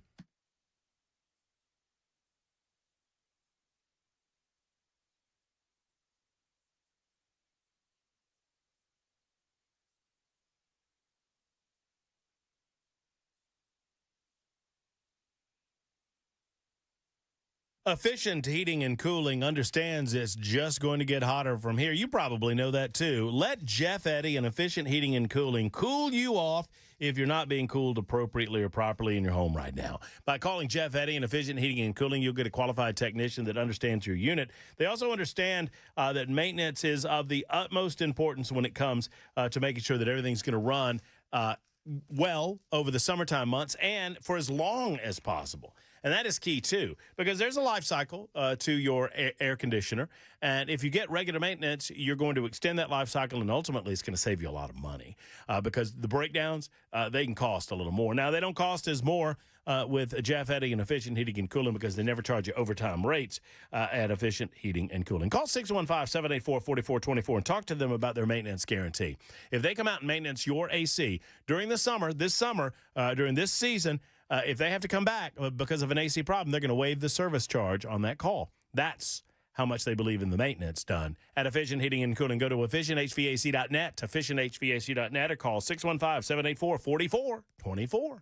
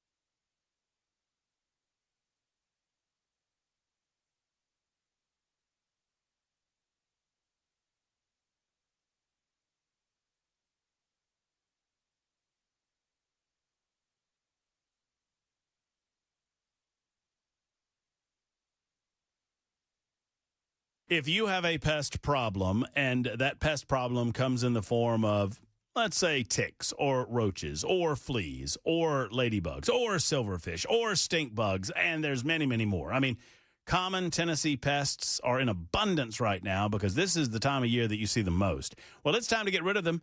Those pests don't have to be a reality for you if you have U.S. Pest on your side. Pest control is vital in your community. Pest control is vital in your home. It protects your family from the nastiness that is insect-borne disease or rodent-borne disease. It also just is the creep factor, right? You don't want roaches in your home. You don't want bugs in your home, and you certainly don't want termites. They can cause major damage.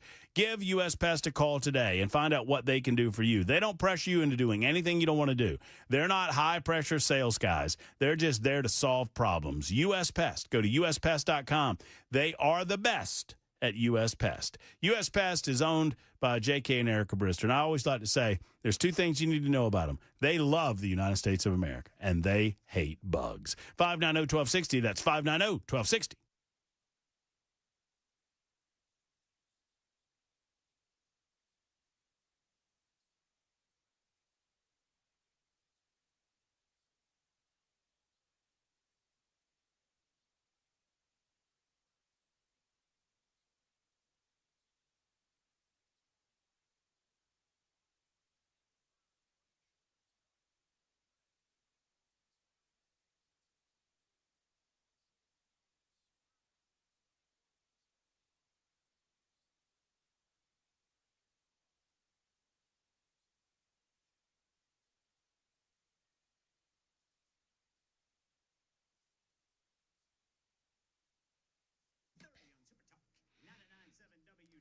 That's Ken Weaver in the newsroom. My name is Chris Hand, filling in for Matt Murphy all week long. We also got Action Jackson producing the show, making everything sound perfect, coming out of your stereo speakers. We got a lot of news to cover, and we got the lightning round on the way at 6:35. Now, real quick before we get to the lightning round, tomorrow is going to be a big day, man. Supreme Court Justice John Roberts announcing today that the High Court will issue its last opinions of the term tomorrow. 6 cases remain to be decided in the 2024 term. The Post-Millennial has a story. In May, the Supreme Court heard arguments in Trump versus Casa, a case centering around President Trump's executive order ending birthright citizenship for illegal aliens. This is the one to keep your eye on. The Trump administration requested that the High Court issue a partial stay on a nationwide preliminary injunction issued by a Maryland district court on the executive order pending an appeal. These cases, which involve challenges to President's January 20th, 2025 executive order concerning birthright citizenship, raise important constitutional questions with major ramifications for securing the border. But at this stage, the government comes to the court with a modest request. While the parties litigate weighty merits questions, the court should restrict the scope of multiple preliminary injunctions that purport to cover every person in this country, limiting those injunctions to parties actually within court's powers. Another one that we're going to see is Free Speech Coalition versus Paxton. This was argued before the court in January. The question presented to the Supreme Court centers around the Fifth Circuit decision in which they applied rational basis review rather than strict scrutiny to vacate a preliminary injunction of a provision of Texas law that significantly burdens adults' access to protected speech because the law's stated purpose is to protect minors. It stems from a legal challenge filed by an adult entertainment industry trade group over a Texas law that requires age verification to view sexual content online. Got another one, Mahmoud versus Taylor. They argued this one in April. Centers around parents of varying religions and their objections to their children in Montgomery County, Maryland schools being read books on LGBTQ issues. The High Court has been requested to rule on whether public schools burden parents' religious exercise when they compel elementary school children to participate in instruction on gender and sexuality against their parents' religious convictions and without notice or opportunity to opt out. Another one, Louisiana versus Callis. This is argued before the court in March. Case is a long-running dispute over Louisiana congressional map adopted in 2024. Finally, we have Kennedy versus Braidwood Management. Initially, this was filed under prior Health Secretary Xavier Becerra.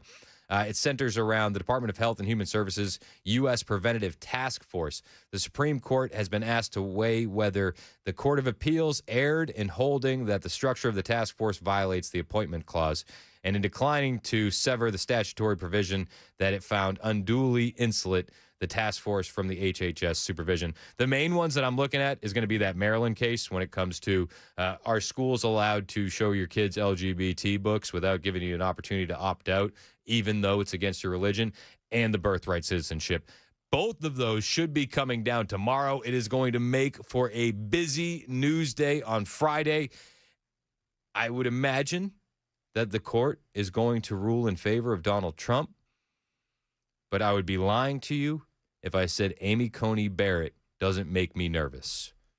All eyes on ACB tomorrow. It is 6:30, Super Talk 99.7 WTN.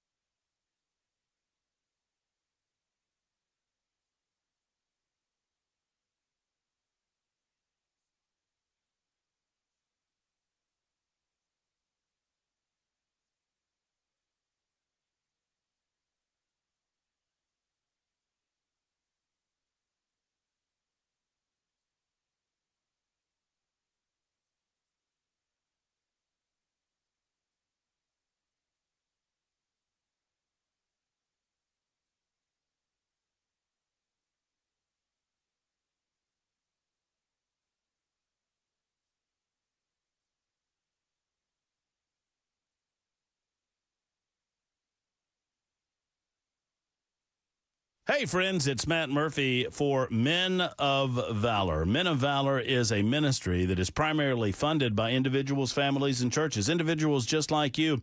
Your support means so much to Men of Valor because it helps win men over to Christ in prison. And in doing so, they become givers in society and not takers. Sadly, so many of the men that go into the prison system, they fall into the gang culture and they further become even more criminally minded. And when they come out of that system, and by the way, 90% of the men that go into prison, they're going to get out at some time or another. When they come out of the system, they're just they're even worse criminals than when they came in. When Men of Valor ministers to men, they turn recidivism rates from over 50% in the state of Tennessee to under 15%. That's an incredible rate of return, and it truly does save us money as taxpayers because it costs a lot of money to incarcerate men within our system. Your support is so crucial, whether it's volunteering in the system, whether it's volunteering in their graduate programs or through your donations. They so appreciate your ability to support Men of Valor and the wonderful ministry that they provide. Go to movministry.com. That's movministry.com for more information.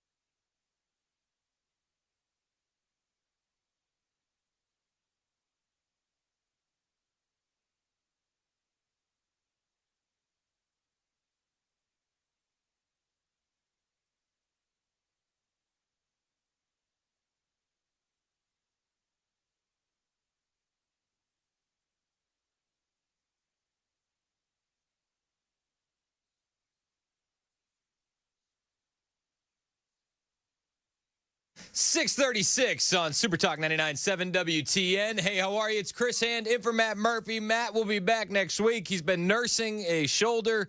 He got some surgery on it, 5.5 hours of surgery. They replaced that whole thing, and he should be back next week, barring any unforeseen circumstances. In the meantime, appreciate you listening, however you may be listening. iHeartRadio, tune in, the FM dial. If you're watching us on Super Talk TV, that's awesome too. Hit like and subscribe, do all the things. If you don't catch me normally because you're working at the same time I work, 9 to noon, you can always catch my show on the podcast on Apple and Spotify. So if you like what you hear, subscribe to the podcast and check it out whenever you get some time. On my show, in the last segment of every day, we do a thing called the lightning round, and I've been doing it here because it's just fun, man. Any last-minute hot takes you got, 615-737-9986, and we'll run through a bunch of stories that you need to know about, but maybe wouldn't fill up a whole segment, or they're just too random and we didn't have enough time to get to them. So without further ado, lightning round. It's the lightning round with Chris. Yeah, it's the lightning round. All right, so first story in the lightning round. This is going to be piggybacking off of a story that we had yesterday. Remember yesterday during the lightning round? We had the sad news about Big Balls no longer working for the U.S. government. You remember that. I had to explain to Jackson who Big Balls was. Big Balls wasn't working for the government anymore. It was really sad because he'd been doing a bang-up job. I have a bit of good news to report for you today during the lightning round. This broke just an hour ago, and as soon as it broke, I was like, this is lightning round material all day. Just in, Big Balls is back. He's back. We got him. Big Balls is back in the Trump administration. A White House official has told Wired magazine Edward Big Balls Korestein is now working full-time where? In the Social Security Administration. Yes, he's working to identify the rampant waste, fraud, and abuse that plagues Social Security. For that, Big Balls, we say thank you, and this is just another positive update on the lightning round. It's huge. It's huge. It's a big deal. It's a big deal. Hey, this is a wild story, and I don't want to give her too much credit, but I found a Democrat making sense today. I know, and that couldn't fill up a whole segment. Nobody would want to listen to that. But it's perfect for the lightning round. Michigan Senator Alyssa Slotkin. This is the senator who she's actually kind of smart. She knew during the election that she needed to slowly back away from Joe Biden and Kamala Harris if she wanted to win her election in Michigan. She did that. It worked. She's now the Michigan senator. But she has an idea here that I think is nonpartisan and everybody can get behind. Now, all of this starts with K through 12 education. Let's state the obvious. We need to recruit and pay teachers better. We need to reduce class sizes. Fair. We need to drastically update our curriculum, especially in science and math. Yep. And we need to thoughtfully introduce AI into schools, balancing the need to prepare young people with the need to develop good old-fashioned critical thinking skills. True. But as we increase technology in schools, we also have to acknowledge where technology is already harming our kids. Too many students are lagging in the people and problem-solving skills that will be even more valuable in the future economy, and that's largely because of social media and cell phones. To that end, we should ban cell phones in every K through 12 classroom in America. Whew. Listen, I'm not here to give Democrats credit for no reason, but this is common sense. We've seen it work here in Tennessee. Shout out to Scott Sapicki. But cell phones belong nowhere near a classroom. I would argue that young kids should be nowhere near a cell phone, period. And the easiest way to prevent a cell phone addiction with your young child is never give them a cell phone in the first place. Hold out as long as humanly possible. And when you do need to give them one, and I know that there's reasons in it, that I have friends with older kids. It all makes sense. I get it. At a certain point, the kid's going to need a cell phone. But once they have that cell phone belongs nowhere near the classroom. Alyssa Slotkin's right. It's not every day. I'll tell you, a Democrat is right, but we'll do it every now and again during the lightning round. All right, I got to balance it out, right? Can I balance out? I'll balance it out. So I said something nice about a Democrat. Now I'll let a Democrat say something insane, and then we can mock them relentlessly. Remember Jamal Bowman, the guy that pulled the fire alarm, the member of the squad? He was on CNN, and he's very upset. He says that black people hear the N-word all the time, sometimes directly, sometimes indirectly, and that's the reason why black people have more diabetes, cancer, and heart care and heart disease. Yeah. He said that on CNN. Catholic pro-life ministries bombed. We are not dealing with America's original sin and its disease of hate and racism towards black and brown people and sexism towards women and anti-LGBTQ sentiment. We are not dealing with that. Your colleagues in the Republican Party do not hold each other accountable when it comes to the racism that comes from the party on a consistent basis. Congressman, I mean, where are you on? You can't be calm about this. I'm a black man in America. The reason why heart disease. I'm white. I can't comment. Listen to what I'm saying. The reason why heart disease and cancer and obesity and diabetes are bigger in the black community is because of the stress we carry from having to deal with being called the N-word directly or indirectly every day. All right. I had no idea. As a white person, I'm learning. And I'm going to try to keep learning as much as I had no idea. I was damn near shocked when I found that out. And I feel like we need to really hyper-focus in on this. We should get rid of rap music because there's so much N-word in rap music that it's killing people. If it's causing cancer and diabetes and heart disease, like, ban rap music. Ban it. That's my public service announcement. All right. Thanks, Jamal. Appreciate you. Hey, have you ever heard of the 4 a.m. Club? You heard have not. You haven't heard of the 4 a.m. Club? Well, you're in for a treat. Have you heard of QAnon? Have. You have heard of QAnon. This is another story for you in the lightning round. Something that you're not going to hear anywhere else. The left and the liberals, the Democrats, they have their own QAnon now. And it's called the 4 a.m. Club. Listen to this lunacy. Left-wing version of QAnon is here, and they believe that Kamala Harris really won the election. This group is called the 4 a.m. Club. Basically, on November 6th, thousands of people were woken up around 4 a.m., and those people were called to anchor in the higher timeline where Kamala was the winner. So, okay, so I don't know if you do timeline stuff. If you get down with, like, the, alternate timelines. I love that kind of stuff, like theories. I love dead internet theory. I love simulation theory. I don't really believe in any of them, but I think that they're funny. So if we're buying into this, Kamala Harris was the higher timeline. That was the peak time. That was the peak timeline. Kamala Harris being president. Come on. So you have all these lunatic women, and they're anchoring in the higher timeline because they got woken up at 4 a.m. Are you tracking so far? The call was sent out, and we received it. It was founded by this woman who goes by Gia Prism on TikTok. I am a psychic medium. I'm a healer. She sort of gives downloads, as she calls them, from spirit. This contest wasn't right. We will yet get a different result in the end. I don't know if that's going to be true. I don't know.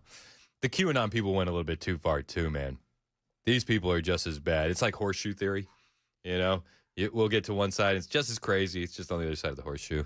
All right, keep going. I was shown him falling from something to do with blood on the brain. Okay, I'm seeing lower level leaders will be removed before the top ones. It bears a striking resemblance to QAnon, except everything has been feminized. Instead of searching through Reddit boards and 8chan to find what they're looking for, they go deep within themselves, trusting their feminine intuition, their gut, the divine goddess. The 4 a.m. clubbers, I don't think, are going to be scaling the Capitol anytime soon, but I do think they represent the next chapter in the story of political conspiracies. It shows that the American population feels both completely out of control and lied to.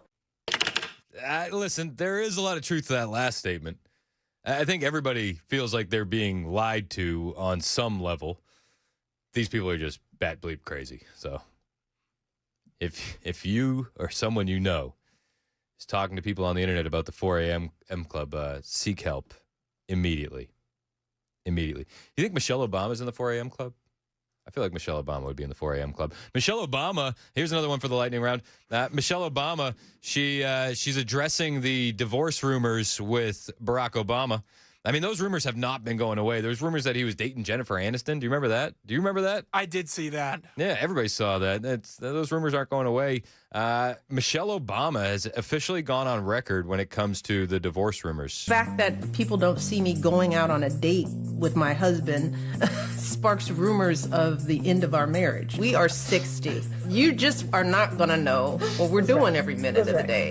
I don't know if my ambition has ever fully been able to actualize itself. And we're 60 years old. You're not going to know what we're doing every minute of every day. I don't know. I kind of believe the divorce rumors. So I don't want to be mischaracterized as someone who could fall into the 4 a.m. club, but I do. I do believe the divorce rumors. I do. I can't help it. I'm just all in on the divorce rumors. Barack could do better than Michael. Got another story for you here in the lightning round. This one's a huge win, and this one deserves celebrating. And this one, actually, we talked a little while ago about the Supreme Court decisions that are coming down tomorrow. And I had this story. I was like, nah, I'll save it for the lightning round because it's too good not to give it the time that it deserves.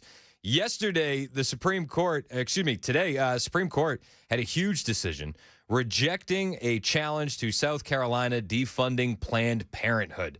This is monumental.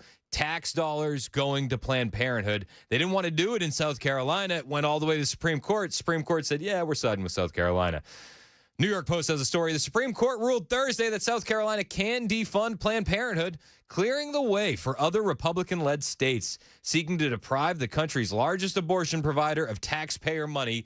God is good. In a 6-3 decision that split along ideological lines, the High Court found that the 1965 Medicaid Act does not allow individual patients to sue states over decisions to disqualify their preferred providers from receiving Medicaid money, which enables South Carolina to cut off the funding to Planned Parenthood.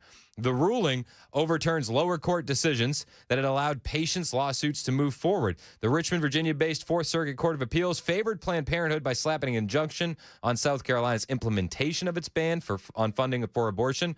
And like other states, South Carolina has an administrative process that lets providers challenge their exclusion from the state's Medicaid program, Neil Gorsuch wrote for the majority. Private enforcement does not always benefit the public, not least because it requires states to divert money and attention away from social services and toward litigation. And balancing those costs and benefits poses a question of public policy that, under our system of government, only Congress may answer. In 2018, it was South Carolina Governor Henry McMaster. He signed an executive order preventing all abortion clinics, including Planned Parenthood South Atlantic, from receiving Medicaid funding. Medicaid is a federal and state government program that gives health insurance to over 70 million Americans. Attorney for plaintiff Julie Edwards, a patient who is eligible for Medicaid and Planned Parenthood, argued that the ban violated federal law that state beneficiaries may obtain medical treatment from qualified providers. Gorsuch noted that the 60-year-old statute did not define what qualified meant, and that typically concerns about whether states are violating conditions for federal funding usually get addressed by lawsuits from the federal government. The decision whether to let private plaintiffs enforce a new statutory right poses delicate questions of public policy. New rights for some mean new duties for others, his opinion stressed. Though it is rare enough for any statute to confer an enforceable right, spending power statutes like Medicaid are especially unlikely to do so. The liberal on the most liberal, Ketanji Brown Jackson, penned the dissent and was joined by the other two liberals, arguing that the Medicaid Act gave patients the right to sue if their preferred provider was deemed disqualified. Fortunately for her, didn't work out. Fortunately for us, it didn't work out. This is a big win. It's a huge win for the pro-life movement, and it's going to have ripple effects, similar to the ripple effects from the Skermeti versus U.S. when our ban on transgender surgeries for minors. That's going to have ripple effects. This one from South Carolina is going to have ripple effects as well. And I just love the fact that we are going to be able to say no more tax dollars for Planned Parenthood. That does it for today's edition of the Lightning Round, 6:51. My name is Chris Hand. I'm in for Matt Murphy. Find me on Twitter, True Social, and Instagram at Chris Hand on air. Super Talk 99.7 WTN.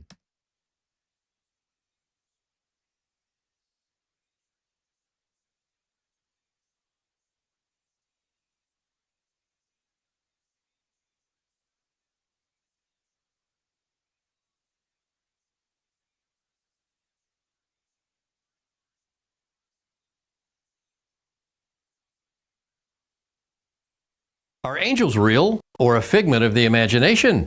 Angel means messenger, Angel or angels are mentioned over 350 times in the Bible, and because all Scripture is God-breathed, we know that angels are real and were created to glorify and to serve God. When Joseph doubted how Mary became pregnant and that she was to give birth to Jesus, an angel of the Lord appeared to him in a dream. "Do not be afraid. The child within her has been conceived by the Holy Spirit." Angels bring God's messages to people, protect God's people, offer encouragement, give guidance, carry out punishment, patrol the earth, and fight the forces of evil. But there are also bad angels. Satan is an angel of high rank and led many angels in a rebellion against God. Although angels are powerful, they are not to be worshiped. Learn more about good and bad angels by scanning the QR code.